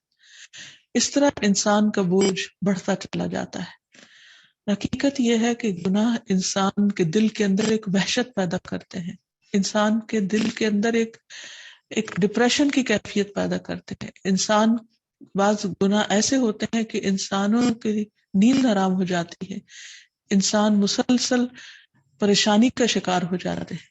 تو ایسے میں بہت ضروری ہوتا ہے کہ انسان جلد از جلد اپنے اس بوجھ کو اپنے سے اتار پھینکے اور گناہوں کی دنیا سے اور گناہوں کی دلدل سے باہر نکل آئے۔ اور اس کے لیے انسان کو پکے ارادے کی ضرورت ہے، کیونکہ انسان جب گناہوں کی دلدل میں دھنسنے لگتا ہے تو بعض اوقات اس کو مایوسی آنے لگتی ہے اور شیطان اس کو پریشان کرتا ہے اور اس کو بتاتا ہے کہ اب تمہارے لیے کوئی خیر اور بھلائی کی گنجائش نہیں ہے، اور وہ چاہتا یہ کہ انسان اس دلدل میں دھستے دھستے بالکل ہی ڈوب کر رہ جائے اور ختم ہو کر رہ جائے، کیونکہ شیطان تو انسان کا کھلا دشمن ہے۔ ایسے میں انسان کے لیے اللہ سبحانہ تعالیٰ نے توبہ کا دروازہ کھلا رکھا ہے، تو اللہ تعالیٰ اپنے بندے کو توفیق بھی دیتا ہے، بس صرف بندے کے ارادہ کرنے کی ضرورت ہوتی ہے۔ تو انسان کو چاہیے کہ وہ جب بھی غلطی ہو ایک بات یاد رکھے کہ غلطی کے ساتھ جینا انسان کے لیے انتہائی نقصان دہ ہے۔ یہ ایسے ہی ہے جیسے انسان سلو پوائزننگ کے ساتھ بالآخر ایک دن موت کا شکار ہو جائے۔ تو گناہ انسان کو روحانی موت دے دیتے ہیں۔ تو انسان کبھی بھی اپنے اوپر ظلم اور زیادتی کو، یعنی گناہوں کے ظلم اور زیادتی جو خود اپنے اوپر کرتا ہے انسان، اس کو قبول نہ کرے۔ بعض اوقات اگر کوئی اور ہمارے ساتھ زیادتی کرتا ہے تو ہم بہت کانشیس ہوتے ہیں اور ہم بہت واویلا بھی کرتے ہیں اور کہتے ہیں کہ یہ ظلم برداشت کرنا جو ہے یہ ایک جرم ہے، لیکن وہ ظلم جو ہم اپنی جانوں پر خود کر رہے ہوتے ہیں اس ظلم سے باہر نکلنا بھی بے حد ضروری ہوتا ہے، اس ڈپریشن سے باہر نکلنا، اس دل کی وحشت سے باہر نکلنا ضروری ہوتا ہے. تو اس کے لیے انسان ارادہ کر لے کہ اللہ تعالیٰ ہر وقت معاف کر دیتا ہے، مجھے اس گناہ کے ساتھ نہیں جینا، مجھے توبہ کرنی ہی کرنی ہے. تو جو ہی انسان ارادہ کرتا ہے، ایک ہاتھ اللہ تعالیٰ کی طرف بڑھتا ہے، اللہ تعالیٰ 10 ہاتھ اس کی طرف بڑھتے ہیں اور اس کی توبہ قبول فرماتے ہیں اور اس کو توفیق بھی دیتے ہیں. تو اللہ سبحانہ وتعالیٰ کی یہ بہت بڑی مہربانی ہے، التواب، رب کی بہت بڑی مہربانی ہے کہ وہ بندے کو توفیق دے دے اور بندہ اپنے رب کی طرف پلٹ آئے. اور جب اللہ تعالیٰ توفیق دیتا ہے تو پھر بندے کے لیے کوئی بھی کام مشکل نہیں رہتا، بس نیت کر لی جائے، ارادہ کر لیا جائے. اور اس بات میں دیری کتنی لگتی ہے کہ انسان اپنا ارادہ بنا لے اور اللہ کی طرف پلٹ آئے.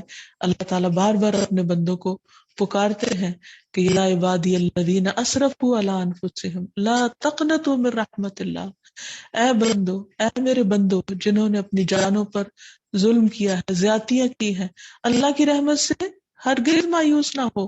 ان اللہ یغفر الذنوب جميعا، بے شک اللہ سارے گناہ معاف کر دے گا، اس لیے تم پلٹ آؤ.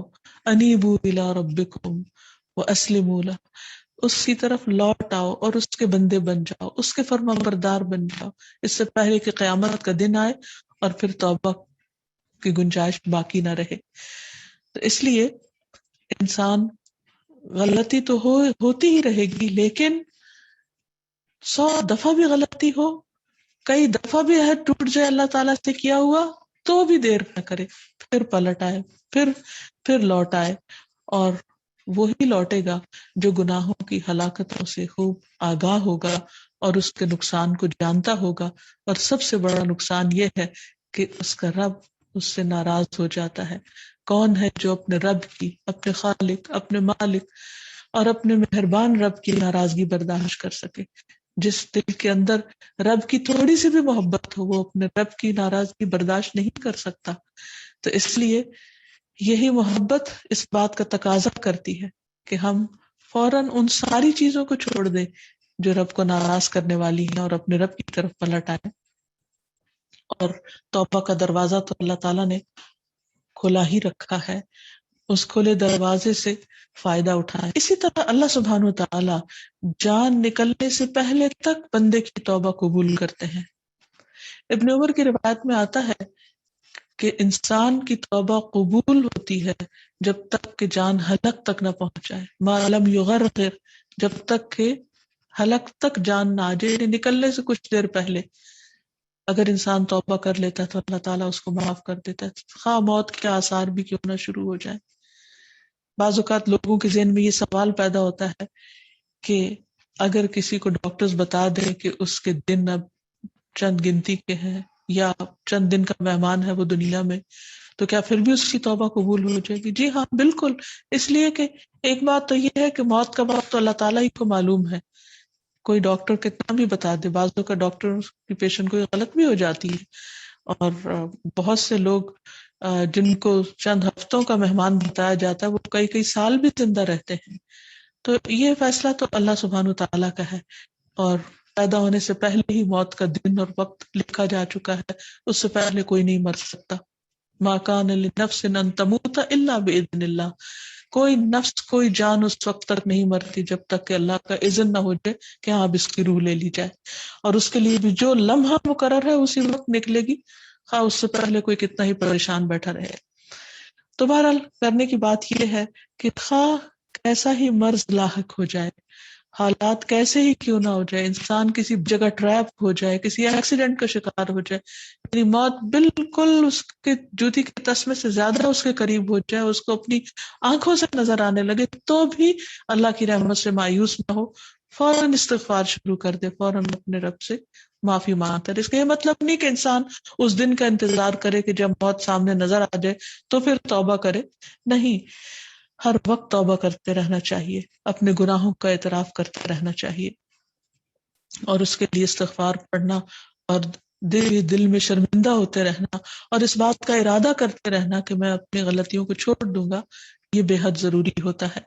تو بہرحال انسان توبہ میں دیر نہ کرے، یعنی التواب رب کو جاننے کا اس کی زندگی پر اثر کیا پڑنا چاہیے کہ توبہ کر لے لیکن توبہ میں تاخیر نہ کرے، کیونکہ انسان کو بعض اوقات نہیں معلوم کہ اس پر اگلا لمحہ کیسا آنے والا ہے، کہ یکایک اگر اس کے ہوش و حواس ہی چلے جائیں اور اس کو توبہ کرنے کا موقع ہی نہ ملے تو کیا ہوگا. تو جب تک ہمارے ہوش و حواس باقی ہیں اور جب تک ہمیں مہلت ملی ہوئی ہے اس وقت سے پورا پورا فائدہ اٹھایا جاتا رہے. قرآن مجید میں اللہ تعالیٰ فرماتے ہیں انما التوبة على الله للذين يعملون السوء بجهالة ثم يتوبون من قريب فأولئك يتوب الله عليهم وكان الله عليما حكيما. اللہ تعالیٰ پر قبولیت توبہ کا حق صرف ایسے لوگوں کے لیے ہے جو نادانستہ جب کوئی برا کام کر بیٹھتے ہیں پھر جلد ہی توبہ کر لیتے ہیں. اللہ ایسے ہی لوگوں کی توبہ قبول کرتا ہے اور اللہ سب کچھ جاننے والا اور حکمت والا ہے. یعنی اس سے یہ پتہ چلتا ہے کہ توبہ اس کی جلد قبول ہوتی ہے جو توبہ کرنے میں جلدی کرتا ہے اور گناہوں پر اصرار نہیں کرتا، کیونکہ اللہ تعالیٰ ساتھ ہی یہ فرماتے وَلَمْ يُصِرُّوا عَلَىٰ مَا فَعَلُوا، اور اپنے کیے پر اصرار نہیں کرتے، وَهُمْ يَعْلَمُونَ، اور وہ جانتے ہیں.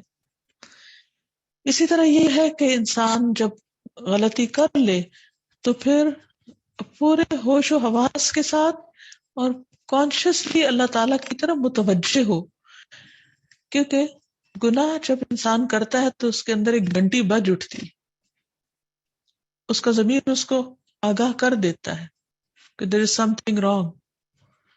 اب جو ہی وہ گھنٹی بجے تو انسان اسے صرف بند کر کے نہیں سو جائے، جیسے صبح کے وقت فجر کے وقت انسان الارم لگا کے سوتا ہے اور جب وہ بجتا ہے تو اسے بند کر دیتا ہے یہ سوچ کر کہ اچھا ابھی اٹھتا ہوں، اور پھر دوبارہ سو جاتا ہے. تو ایسا نہ ہو کہ فجر کے الارم کی طرح انسان کے اندر جب گناہ کرنے کے بعد ایک الارم بجے تو اسے کہ اچھا ابھی تو رک جاؤ بعد میں دیکھوں گا. نہیں، انسان فوراً پلٹ آئے، فوراً اٹھ جائے، فوراً اللہ تعالیٰ کی طرف رجوع کر لے اور اللہ سبحانہ و تعالیٰ سے معافی مانگ لے اور اپنے سینے کی تنگی اور گھٹن کو دور کر لے. اور یہ بھی تو ہوتا ہے کہ انسان جو گناہ کرتا ہے تو اللہ تعالیٰ سے ایک دوری آنے لگتی ہے، اللہ تعالیٰ کی عبادت میں، دعا میں، نماز میں خشوع نہیں رہتا، تو اس کو قائم کرنے کے لیے انسان پھر استغفار کرے. یعنی کبھی انسان کو یہ محسوس ہو کہ نماز میں کنسنٹریشن نہیں ہو رہی، یا دعاؤں میں دل نہیں لگ رہا، یا نیک مجلسوں میں دل نہیں لگ رہا، یا نیک لوگوں سے وحشت محسوس ہونے لگی ہے، تو یہ ساری اس بات کی علامتیں ہیں کہ انسان گناہوں کی دلدل میں ڈوبا ہوا ہے اور دھستا چلا جا رہا ہے.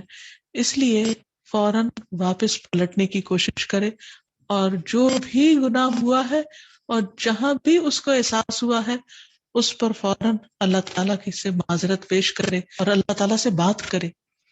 یعنی توبہ صرف یہ نہیں کہ انسان ہاتھ استغفر اللہ استغفر اللہ استغفر اللہ کرتا رہے، ٹھیک ہے استغفر اللہ کہنا بھی مسنون ہے، لیکن ایسا استغفر اللہ کہنا کہ جس کے مطلب ہی نہ ہو انسان کو پتا یہ کہ کیا کہہ رہا ہے، یا اللہ تعالیٰ کی طرف رجوع ہی نہ ہو، تو یہ توبہ کا صحیح طریقہ نہیں ہے. اس کے لیے ضروری ہے کہ انسان اللہ کے سامنے شرمندگی کا اظہار کرے، ندامت کا اظہار کرے، اپنے کمزور ہونے کا اعتراف کرے، اپنی محتاجی کا ذکر کرے. رسول اللہ صلی اللہ علیہ وسلم نے فرمایا بائیں طرف والا فرشتہ 6 گھڑیاں مسلمان گناہ گار بندے سے اپنا قلم اٹھائے رکھتا ہے. جب وہ کوئی گناہ کرتا ہے اگر وہ شرمندہ ہو اور اللہ سے اس گناہ کی بخشش مانگے تو وہ قلم رکھ دیتا ہے، یعنی گناہ نہیں لکھتا، ورنہ ایک گناہ لکھ لیتا ہے. تو اس سے یہ پتہ چلتا ہے کہ اللہ تعالیٰ بھی بندے کو مہلت دیتا ہے تو فوراً پلٹے، تاکہ اس سے پہلے کہ وہ اس کے اعمال نامے میں ثبت ہو جائے اس کو مٹا لے.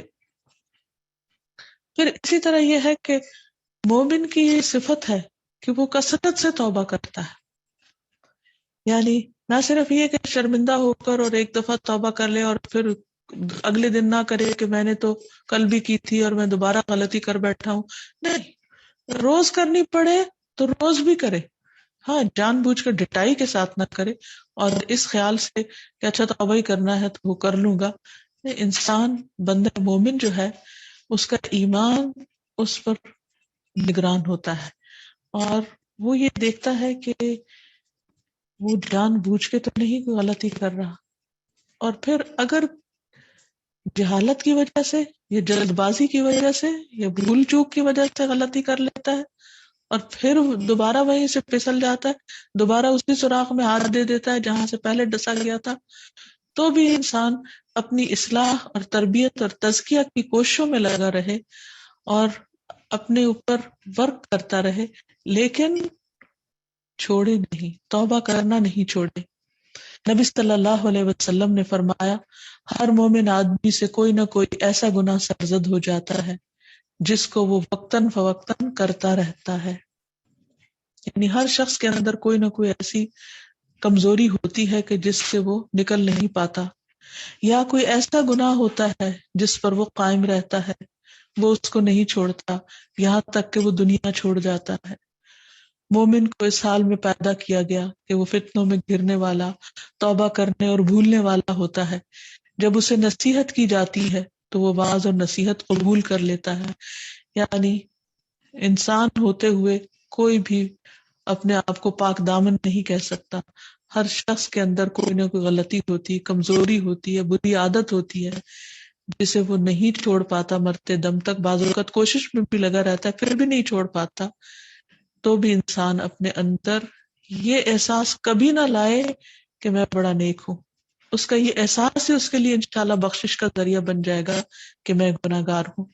اور بہترین خطا کار بہترین توبہ کرنے والے ہوتے ہیں.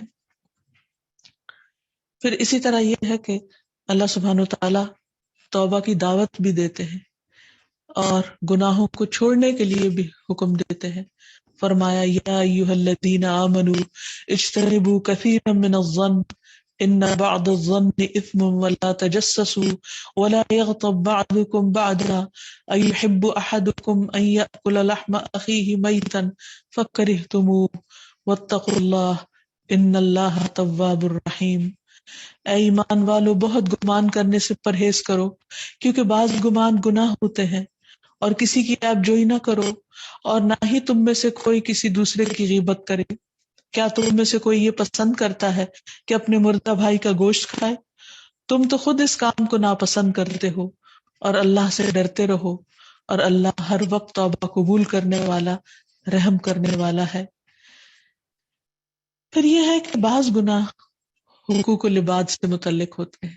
کچھ گناہ تو اللہ تعالیٰ کے حق میں کمی سے متعلق ہوتے ہیں اور کچھ بندوں کے حق میں کمی. تو بندوں کے حق میں جو غلطیاں ہوتی ہیں ان کا مداوع یہ ہے کہ اس کی بندوں سے بھی معافی مانگی جائے. جو چیز اللہ اور بندے کے درمیان ہوتی ہے وہ بہت آسان ہے، لیکن جو زیادتیاں بندوں کے ساتھ ہوں، مثلا کسی کا مال چرایا ہے یا کسی کی غیبت کی ہے یا کسی کے ساتھ اور کوئی زیادتی کی ہے، تو اس سے بھی معافی مانگ لینی چاہیے. اس کے لیے ضروری نہیں کہ انسان جا کر اس کو ایگزیکٹ کہے کہ میں تمہاری فلاں چیز میں فلاں سے غیبت کی، اس کی ضرورت نہیں ہے. لیکن ویسے ہی ان جنرل معافی مانگتا رہے کہ میں انسان ہوں، مجھ سے آپ کے حق میں کوئی کمی ہو سکتی ہے اور ہوتی ہے، ہر ایک سے ہوتی ہے. تو اچھے الفاظ میں دوسروں سے وقتاً فوقتاً معافی مانگنا انسان کے فائدے میں ہے. اور اگر کسی کا حق غصب کیا ہے، مثلا کسی یتیم کا حق مارا ہے، یا کسی بہن بھائی کی کوئی زمین پر ناجائز قبضہ کر رکھا ہے، یا کسی اور کے ساتھ کوئی زیادتی کی ہے، تو اس توبہ کے لیے شرط یہ ہے کہ انسان صاحب حق کو اس کا حق لوٹا دے. اور اگر کسی کے حق میں اس طرح کی کمی ہے، مثلا والدین ہیں یا بہن بھائی ہیں کہ جن کا کوئی حق ادا کرنا ہے، تو اس میں صرف یہ نہیں کہ انسان زبانی کلامی یہ کہہ دے اچھا تو مجھے معاف کر دو، نہیں، اس کا کفارہ بھی کرے، ان کے ساتھ آئندہ احسان کرے. مالی طور پر احسان کر سکتا ہے، جسمانی خدمت سے کچھ کام کر سکتا ہے، کوئی بھی طریقہ ہو، لیکن اسے کمپنسیٹ کرے. پھر اسی طرح یہ ہے کہ کچھ لوگ ایسے ہوتے ہیں کہ جو توبہ سے محروم رہتے ہیں، اور اس سے بڑی بدقسمتی کوئی نہیں کہ انسان اس دنیا سے رخصت ہو اور اسے توبہ کی توفیق نہ ہو. تو جو لوگ توبہ نہیں کرتے اللہ تعالیٰ ان کو پھر معاف بھی نہیں فرماتا. نبی صلی اللہ علیہ وسلم نے فرمایا جو توبہ نہیں کرتا اسے معاف نہیں کیا جاتا.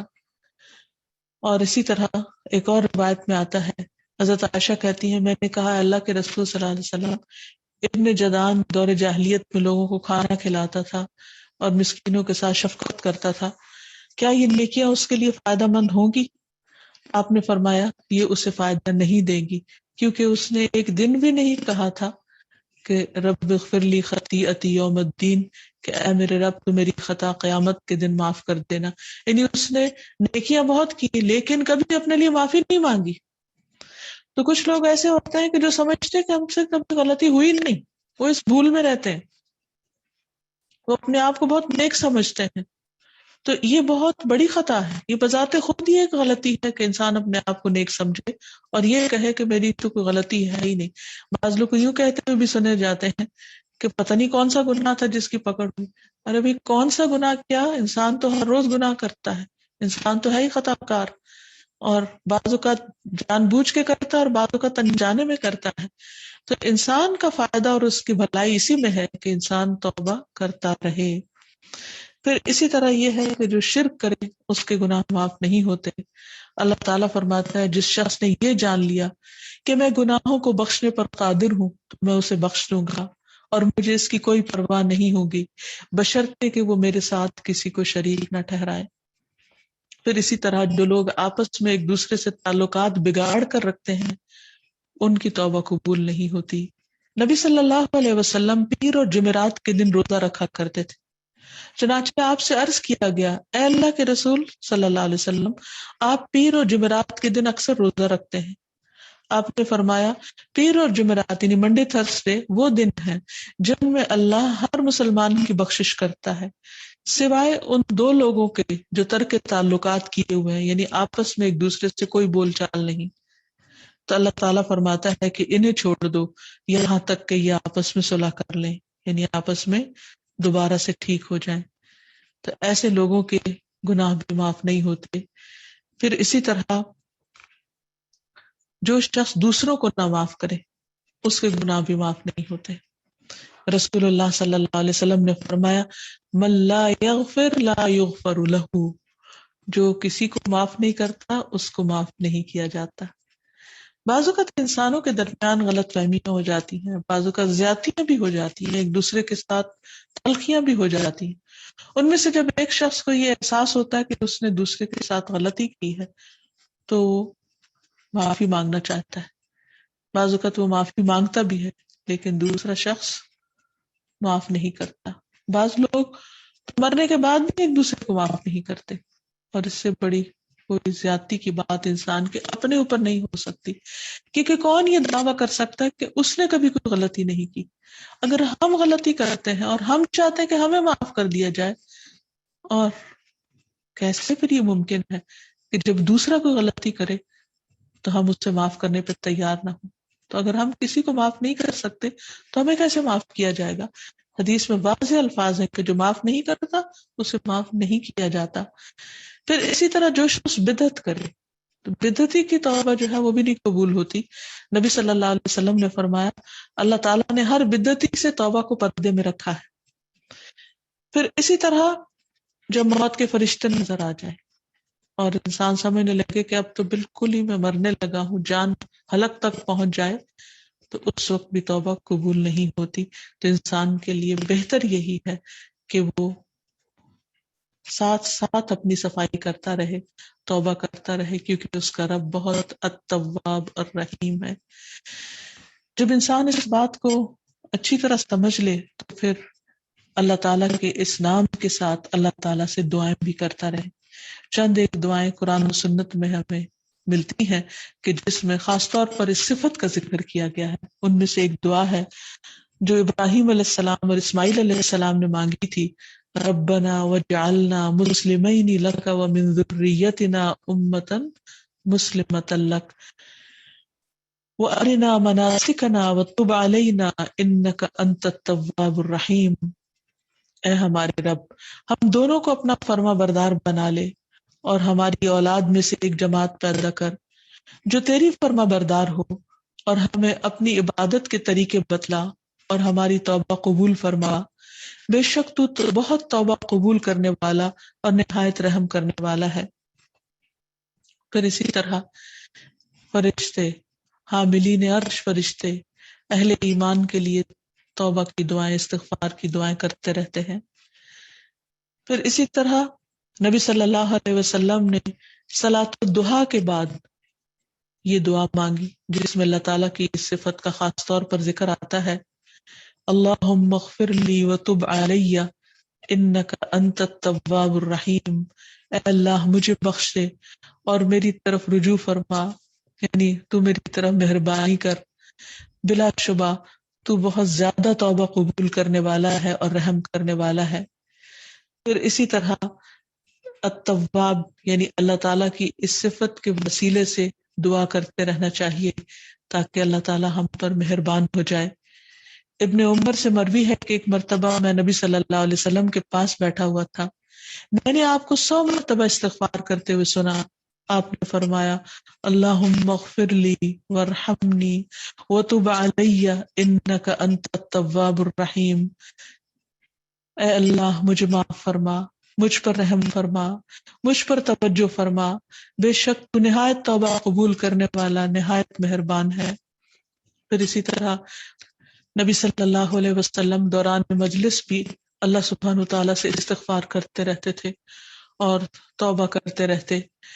ابن عمر رضی اللہ عنہما کہتے ہیں، بلا شبہ ہم شمار کرتے تھے کہ رسول اللہ صلی اللہ علیہ وسلم ایک ایک مجلس میں 100 بار یہ کلمہ دہراتے، رب اغفر لی وتب علی انک انت التواب الرحیم، اے میرے رب مجھے بخش لے اور میری طرف رجوع فرما، بلا شبہ تو بہت زیادہ رجوع فرمانے والا ہے اور رحم کرنے والا ہے۔ اسی طرح نیکی اور ذکر کی مجلس کے اختتام پر بھی اللہ تعالیٰ سے توبہ کرنی چاہیے۔ عموماً ہم یہ سمجھتے ہیں کہ ہم تو ایک اچھا کام کیے ہیں اور اچھا کام کرنے پر تو اجر ہی ملے گا، لیکن کتنی بار ایسا ہوتا ہے کہ انسان نیکی کے کام میں بھی غلطیاں کر جاتا ہے، وہ کام جو خالصتاً اللہ کی رضا کے لیے کر رہا ہوتا ہے اس میں بھی بھول چوک کا شکار ہو جاتا ہے۔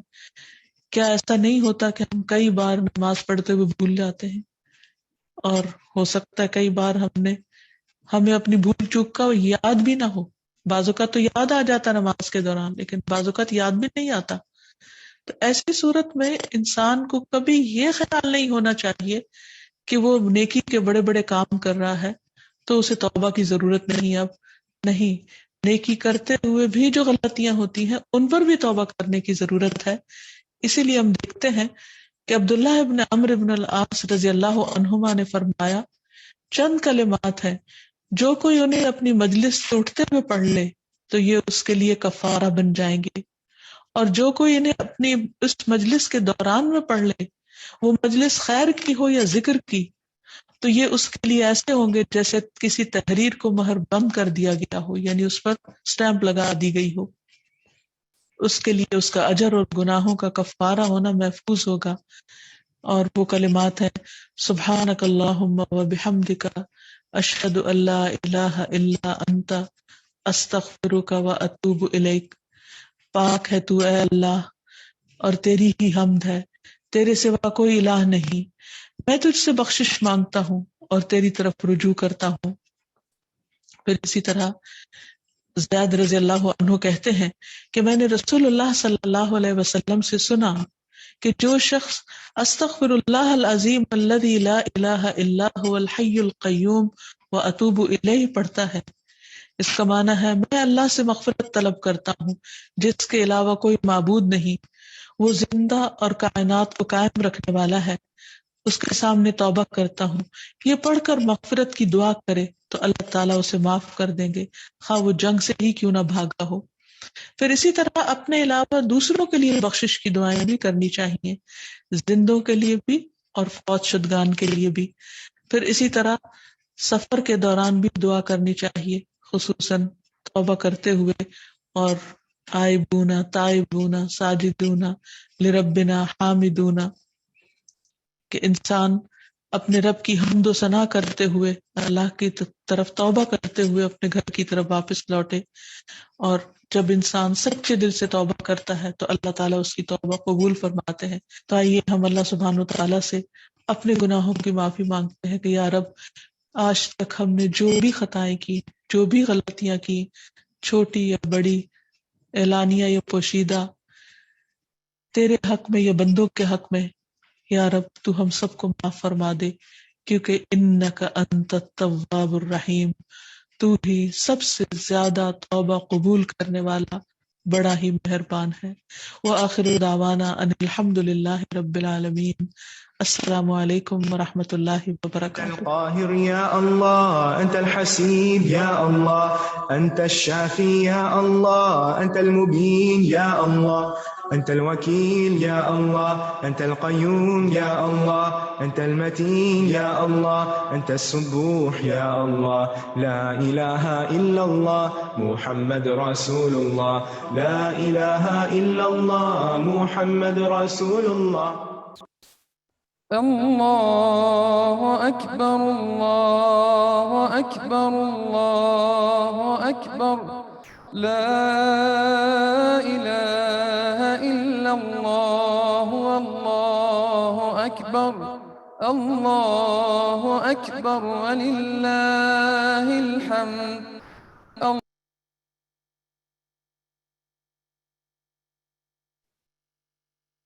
السلام علیکم ورحمۃ اللہ وبرکاتہ۔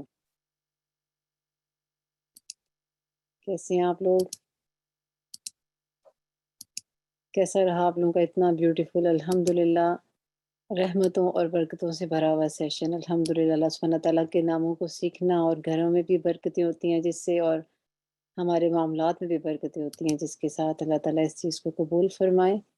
اور یہ بتائیں آپ لوگوں نے کیا کیا جیمز چنے، کیا کیا سیکھا؟ چلیں تھوڑا تھوڑا سا ہم لوگ ریویو کرتے ہیں انشاءاللہ تعالیٰ۔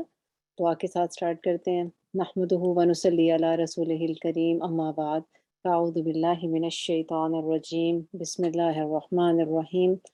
رب اشرح لی صدری ویسر لی امری واحلل عقدۃ من لسانی یفقہوا قولی، ربنا زدنا علما اللہم فقہنا فی الدین، ربی یسر ولا تعسر وتمم بالخیر آمین۔ چلیں انشاءاللہ آج ہم نے سیکھا البر، جس کا مطلب ہے احسان کرنے والا۔ تو دیکھیں یہ کتنی خوبصورت صفت ہے نا، اللہ سبحانہ تعالیٰ کی صفت ہے، اور ہمارے لیے اللہ سبحانہ تعالیٰ کیا فرماتے ہیں کہ ہمیں احسان کرنا چاہیے، دوسروں کے ساتھ نیکی کرنی چاہیے یا نہیں کرنی چاہیے۔ کتنی بڑی یہ چیز ہے نا جو اللہ سبحانہ تعالیٰ نے، جس کا موقع ہمیں بھی اس دنیا میں دیا ہوا ہے کہ ہم بھی دوسروں کے ساتھ بھلائی کریں، نیکی کریں اور احسان کا رویہ اختیار کریں۔ اللہ تعالیٰ ہمیں اس چیز کی توفیق عطا فرمائے کہ ہم تمام معاملات میں، تمام کاموں میں احسان کے ساتھ کام لیں، آمین۔ تو اللہ سبحانہ تعالیٰ کی یہ بہت ہی خوبصورت صفت ہے جس کے ذریعے پوری دنیا جو ہے وہ کھا رہی ہے اور زندہ رہ رہی ہے، اور اللہ تعالیٰ کی رحمتیں سمیٹ رہی ہے۔ بے شک وہ کوئی کافر ہے یا کوئی مسلمان ہے، اللہ سبحانہ تعالیٰ سب پہ اپنی رحمت کرتے ہیں۔ اللہ سبحانہ تعالیٰ کے احسانات کی کوئی بھی انتہا نہیں ہے، یعنی کہ جو گناہ کر رہا ہے، جو زیادتی کر رہا ہے، اور جو اللہ تعالیٰ کا انکار کر رہا ہے، اللہ تعالیٰ اسے بھی عطا فرما رہے ہیں اپنی رحمت سے، اور اللہ سبحانہ تعالیٰ انہیں بھی جو کہ اللہ تعالیٰ کو مانتے ہیں، اللہ سبحانہ تعالیٰ کی حمد و ثنا کرتے ہیں، انہیں بھی اللہ تعالیٰ عطا فرما رہے ہیں۔ یعنی صرف اللہ تعالیٰ ہی ہیں جو وسیع الاحسان ہے، سبحان اللہ۔ اور ہمارا دین ہمیں کیا سکھاتا ہے؟ ہمیں اللہ سبحانہ تعالیٰ اور اللہ تعالیٰ نے جو اتنا خوبصورت دین ہمارے لیے چنا، یہ چیزیں ہمیں اعتدال سکھاتی ہیں۔ ہر چیز میں ہمارا رویہ کیا ہونا چاہیے، کسی بھی چیز میں، جیسے بہت زیادتی یا کمی، کوئی بھی چیز، چاہے وہ ہماری عبادات ہوں یا کوئی اور معاملات ہوں، تو اللہ سبحانہ تعالیٰ کے ذریعے سے، اللہ سبحانہ تعالیٰ نے نبی کریم صلی اللہ علیہ وسلم کے ذریعے سے، احادیث کے ذریعے میں سکھایا کہ ہم نے کیا کرنا ہے، اعتدال سیکھنا ہے۔ کہ جیسے حضرت عائشہ صدیقہ کی ابھی ہم نے ڈاکٹر صاحبہ نے بتایا، کتنی خوبصورت حدیث تھی نا، کہ ایک عورت کے بارے میں جو انہوں نے بتائی، تو اعتدال کے ساتھ ہی ہمارے معاملات خوبصورت ہوتے ہیں۔ تو اللہ سبحانہ تعالیٰ ہم سب کو اس چیز کا موقع دے۔ اللہ سبحانہ تعالیٰ بندوں سے بہت زیادہ عبادت کا مطالبہ نہیں رکھتے، یہ اللہ کا احسان ہے کہ اس نے بندوں پر ان کی طاقت سے زیادہ بوجھ نہیں ڈالا۔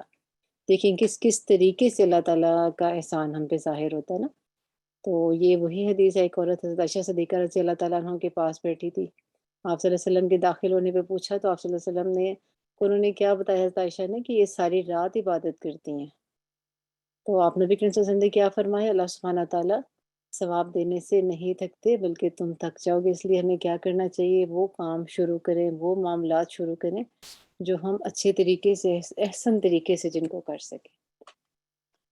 اور اللہ سبحانہ تعالیٰ گناہ کرنے والوں کو بھی مہلت دیتے ہیں، یہ نہیں ہوتا کہ کسی نے گناہ کیا اور فوراً سے اس کی سزا اس کو مل گئی۔ ایسا ہوتا ہے یہاں آپ لوگوں نے نوٹس کیا نا، کبھی کبھار گناہ کرتے ہیں کسی کو پتہ بھی نہیں چلتا، تو وہ کیا ہوتا ہے، وہ انسان کی ایک چالاکی ہوتی ہے کہ وہ اچھا میں تو بہت سمارٹ ہوں، دیکھو میں نے یہ کیا اور کسی کو پتہ بھی نہیں چلا۔ یہ کیا ہوتا ہے، یہ اللہ تعالیٰ کا احسان ہوتا ہے ہم پہ کہ اللہ سبحانہ تعالیٰ اس کے اوپر پردہ ڈال دیتے ہیں، ہمارے استغفار کی وجہ سے اللہ تعالیٰ اس کے اوپر پردہ ڈالتے ہیں۔ تو اللہ تعالیٰ ہمیں ہمیشہ گناہوں سے بچا کے رکھے اور بہترین توبہ کرنے والا بنائے، آمین۔ کہ اللہ تعالیٰ اس چیز کو پسند فرماتے ہیں، اگر اللہ تعالیٰ سے ہم مانگتے ہیں گناہوں کی معافی، اپنے گناہوں کا اعتراف کرتے ہیں تو اللہ تعالیٰ اس چیز کو پسند فرماتے ہیں۔ تو اس میں یہ ہے کہ دعاؤں میں یاد رکھنے کی بات اس میں یہ ہے کہ دعاؤں کی قبولیت کے لیے کیا کرنا ہے، ہم نے نیک اعمال کا کرنا، اور اسی طرح اللہ سبحانہ تعالیٰ کی رحمتوں کا شکر ادا کرنا، اللہ تعالیٰ ہمیں اپنا شکر گزار بندہ بنائے، اور چھوٹی چھوٹی نیکیاں جو ہمیں نظر آتی ہیں، کسی کی ہیلپ کر دینا، کسی کو پانی پلا دینا، کسی کو رستہ دکھا دینا، کبھی بھی ان کو گنوانا نہیں چاہیے کہ یہ میرا ٹائم ضائع ہوگا تو چلو میں بڑی نیکیوں کے چکر میں، جیسے حج اور عمرے کا بھی ڈاکٹر صاحب بتا رہی تھی، جب دو نوافل کا موقع ملے وہی انسان پڑھ لے، یعنی کسی بھی نیک کام کو حقیر نہیں جاننا ہے انشاءاللہ۔ آج ہم نے اللہ سبحانہ تعالیٰ کی اس صفت کو سیکھا تو اس کو آج ہی ہم نے اپنانا ہے انشاءاللہ تعالیٰ، کہ کبھی بھی کسی نیک کام کو چھوٹا اور حقیر نہیں سمجھنا، اس کو کر لینا ہے۔ ہمیں نہیں پتہ اس کا اجر ہمیں قیامت کے دن کیا ملے، وہ احد پہاڑ سے بھی زیادہ اس کا اجر ہو، صحیح ہے نا؟ انشاءاللہ آئندہ ہم نے اس والے رویے کو چھوڑنا ہے انشاءاللہ۔ اور نیکسٹ ہم نے سیکھا التواب، بہت زیادہ توبہ قبول کرنے والا، اور اس چیز کا بھی اللہ تعالیٰ کی رحمتوں سے ہمیں ظاہر ہوتا ہے کہ اللہ تعالیٰ ہماری توبہ کو قبول فرماتے ہیں، اللہ سبحانہ تعالیٰ توبہ قبول کرتے ہیں، اور ارشاد اللہ سبحانہ تعالیٰ نے خود قرآن پاک میں اس چیز کا ہمیں بتایا ہے۔ اللہ سبحانہ تعالیٰ فرماتے ہیں غافر الذنب وقابل التوب، اور سورہ غافر میں یہ آتا ہے گناہ بخشنے والا اور توبہ قبول کرنے والا، کتنی یہ خوبصورت صفت ہے، اور یہ کتنا زیادہ ہمیں سکون عطا کرتی ہے نا یہ والی اللہ تعالیٰ کی صفت، کہ دیکھیں گناہ تو ہم سے روزانہ کتنی دفعہ گناہ ہوتا ہے، کسی دن ایسا گزرتا ہے کہ ہم کوئی گناہ نہ کریں، میرے ساتھ تو نہیں ہے، آپ کے ساتھ ایسا ہوتا ہے؟ ادھر سے ہم لوگ یہ ایک چیز سیکھتے ہیں کلاس سے، اور اسی لمحے وہ دوبارہ ہم بچوں کے ساتھ یا کسی نہ کسی طریقے سے وہ چیز ہمارے سامنے آ رہی ہوتی ہے۔ تو الحمدللہ اللہ تعالیٰ کی رحمت ہے کہ اس چیز کا ہمیں اللہ تعالیٰ نے شعور عطا فرمایا، احساس دیا کہ ہم اس چیز کو دیکھ لیتے ہیں کہ نہیں یہ غلط ہے، اسے ایسا نہیں کرنا چاہیے تھا۔ تو اللہ تعالیٰ سے ہم توبہ کرتے ہیں، اللہ تعالیٰ ہماری توبہ کو قبول فرمائے، آمین۔ اچھا اب یہ بتائیں کہ بہت زیادہ جب گناہ ہو جاتے ہیں تو ہمیں مایوس ہو جانا چاہیے کہ معافی نہیں ملے گی، گناہوں کی انتہا ہے، میں جدھر دیکھ رہی ہوں گناہ گناہ، ٹرو ہے یا فالس ہے یہ؟ بارک اللہ فیک سسٹر صوبیہ، سسٹر مخلص، سسٹر عائشہ، ماشاءاللہ ماشاءاللہ، اللہ تعالیٰ آپ لوگوں کے علم کو آپ کے لیے مبارک کریں۔ فالس ہے، اور اس کا ہمیں گواہی کہاں سے ملتی ہے؟ اس خوبصورت حدیث سے ملتی ہے، گناہ خواہ کتنے بھی کیوں نہ ہو جائیں اللہ سبحانہ تعالیٰ توبہ قبول فرماتے ہیں۔ نبی کریم صلی اللہ علیہ وآلہ وسلم نے فرمایا، حدیث کا مفہوم ہے یہ، اگر تم اتنے گناہ کرو کہ تمہارے گناہ آسمان تک پہنچ جائیں، پھر تم توبہ کرے تو پھر بھی اللہ سبحانہ تعالیٰ توبہ قبول کرنے والا اور معاف کرنے والا ہے، سبحان اللہ۔ اتنی یہ مجھے پیاری حدیث لگی، الحمدللہ میں نے کہا چلیں اس کو بھی آپ کے ساتھ شیئر کرتی ہوں، تاکہ الحمدللہ ہی کثیرہ، کہ اللہ تعالیٰ کی تو رحمت ہی سب سے زیادہ وسیع ہے نا، تو اللہ تعالیٰ ہماری توبہ کو قبول فرمائے، ہم دل سے توبہ کرنے والے بنے، آمین۔ اللہ سبحانہ تعالیٰ توبہ قبول کرنے والوں سے محبت بھی کرتے ہیں، یہ ایک اور خوشخبری، سبحان اللہ۔ اور اللہ سبحانہ تعالیٰ اس چیز کو خود فرما رہے ہیں قرآن پاک میں سورہ البقرہ میں، ان اللہ یحب التوابین و یحب المتطہرین، بے شک اللہ تعالیٰ توبہ قبول کرنے والوں سے محبت کرتا ہے اور ان سے بھی جو پاک صاف رہتے ہیں، سبحان اللہ۔ آپ لوگوں کو مزہ آئے اس حدیث کو دیکھ کے کہ اللہ سبحانہ تعالیٰ ہم سے محبت بھی کرتے ہیں جب ہم دل سے توبہ کرتے ہیں، اللہ تعالیٰ ہمیں توبہ کرنے کی توفیق عطا فرمائے، آمین۔ اور اچھا چلے یہ بتائیں کن دو گناہوں کی معافی نہیں مل سکتی؟ یعنی اس سے یہ تو ہے نا ہر چیز میں ایکسیپشن ہوتی ہے، ان چیزوں سے ہمیں بچنا چاہیے۔ کون سی دو چیزیں آپ لوگوں نے کیا لکھا نوٹس میں؟ بارک اللہ فیک سسٹر عائشہ، سسٹر مخلص، اور دوسری کیا چیز ہے؟ ماشاء اللہ آپ نے بہت اچھے نوٹس بنائے ہیں، بارک اللہ فیک۔ جی سسٹر صوبیہ، شرک کے ساتھ آپ نے کیا لکھا ہے؟ چلیں میں آپ لوگوں کو دکھا دیتی ہوں۔ شرک اور ترک تعلقات، جی بدت بھی اس میں آ جاتا ہے، وہ ایک شرک ہی طرح اس کے اندر ہی چلا جاتا ہے، لیکن یہ کہ شرک اور ترک تعلقات، اس چیز کے لیے بھی ہم نے بہت زیادہ بچنا ہے، بلکہ یہ تو پوری فیملی کو ایک چیز بتانے کی ضرورت ہے، اپنے دوست احباب کو یہ چیز بتانے کی ضرورت ہے کہ ترک تعلقات اچھی چیز نہیں ہے۔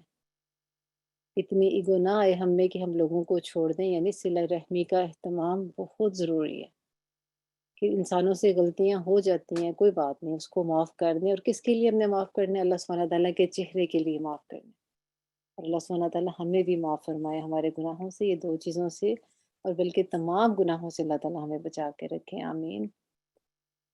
اللہ سبحانہ تعالیٰ سے معافی مانگنے کے لیے دوسروں کو معاف کرنا بہت ضروری ہے، اور اس کا تو قرآن پاک میں بھی ماشاءاللہ آتا ہے کہ جیسے وہ واقعہ آپ لوگوں نے پڑھا ہوگا نا حضرت ابوبکر صدیق رضی اللہ تعالیٰ عنہ کا، تو اس چیز کو اللہ سبحانہ تعالیٰ خود ہمیں طریقہ بتا رہے ہیں کہ میرے سے معافی کیسے مانگنی ہے، تو ہم کیوں نہ اس چیز کو سیکھیں، اور اللہ تعالیٰ کا بہت زیادہ شکر ادا کرنا چاہیے کہ اللہ تعالیٰ نے ہمیں الہدا کے ساتھ جوڑا، کہ جس سے ہم نے الحمدللہ دین کی تعلیم سیکھی، اور اتنا شعور اللہ تعالیٰ نے عطا فرمایا، الحمدللہ۔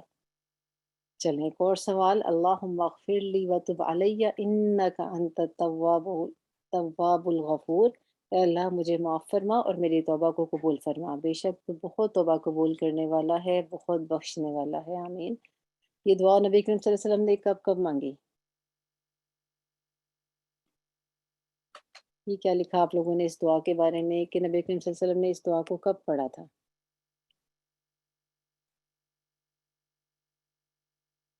چلیں میں اپنا شیئر کرتی ہوں آپ لوگوں کے ساتھ، صلاۃ الضحیٰ کے بعد نبی کریم صلی اللہ علیہ وسلم نے اس دعا کو پڑھا تھا، تو انشاءاللہ ہم بھی اس چیز کا اہتمام کریں گے کہ اس دعا کو پڑھیں اور اس سے استفادہ لیں، آمین۔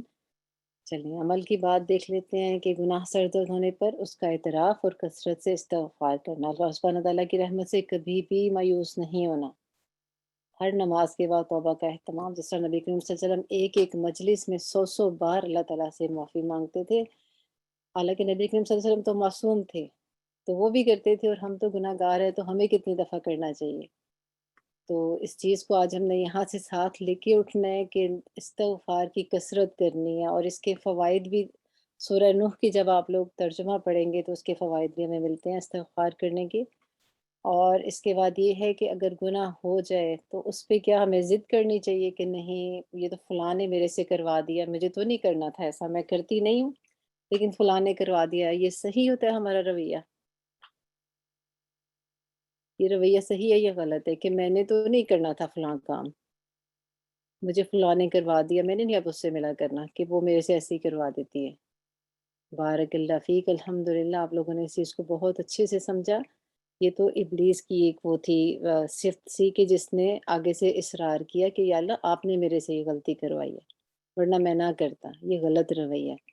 ہم نے فوراً سے کیا کرنا ہے؟ حضرت آدم علیہ السلام کی طرح ہم نے فوراً سے ایکسیپٹ کرنا ہے اور توبہ کرنی ہے انشاءاللہ، اور یہ چیز یہاں سے آج ہم نے لے کے اٹھنی ہے کہ گناہ اور غلطیاں ہوتی ہیں کیونکہ ہم لوگ بہت کمزور ہیں، لیکن ہمارا رویہ کیا ہونا چاہیے؟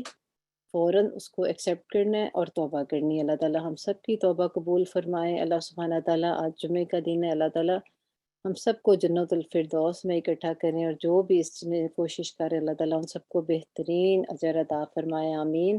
اور اس دعا کے بارے میں بھی آج ہم نے سیکھا کہ ہر مجلس کے بعد بلکہ ہر نیک کام کے بعد یہ دعا پڑھنی ہے انشاءاللہ۔ چلیں اس کو ہم لوگ مل کے مانگتے ہیں۔ ربنا تقبل منا انك انت السميع العليم وتب علينا انك انت التواب الرحيم سبحانك اللهم وبحمدك اشهد ان لا اله الا انت استغفرك واتوب اليك۔ السلام علیکم ورحمۃ اللہ وبرکاتہ۔ انشاءاللہ منڈے کو آپ لوگوں سے ملاقات ہوگی دوبارہ انشاءاللہ۔ اللہ سبحانہ تعالیٰ سب کے حامی و ناصر ہوں۔ السلام علیکم ورحمۃ اللہ وبرکاتہ۔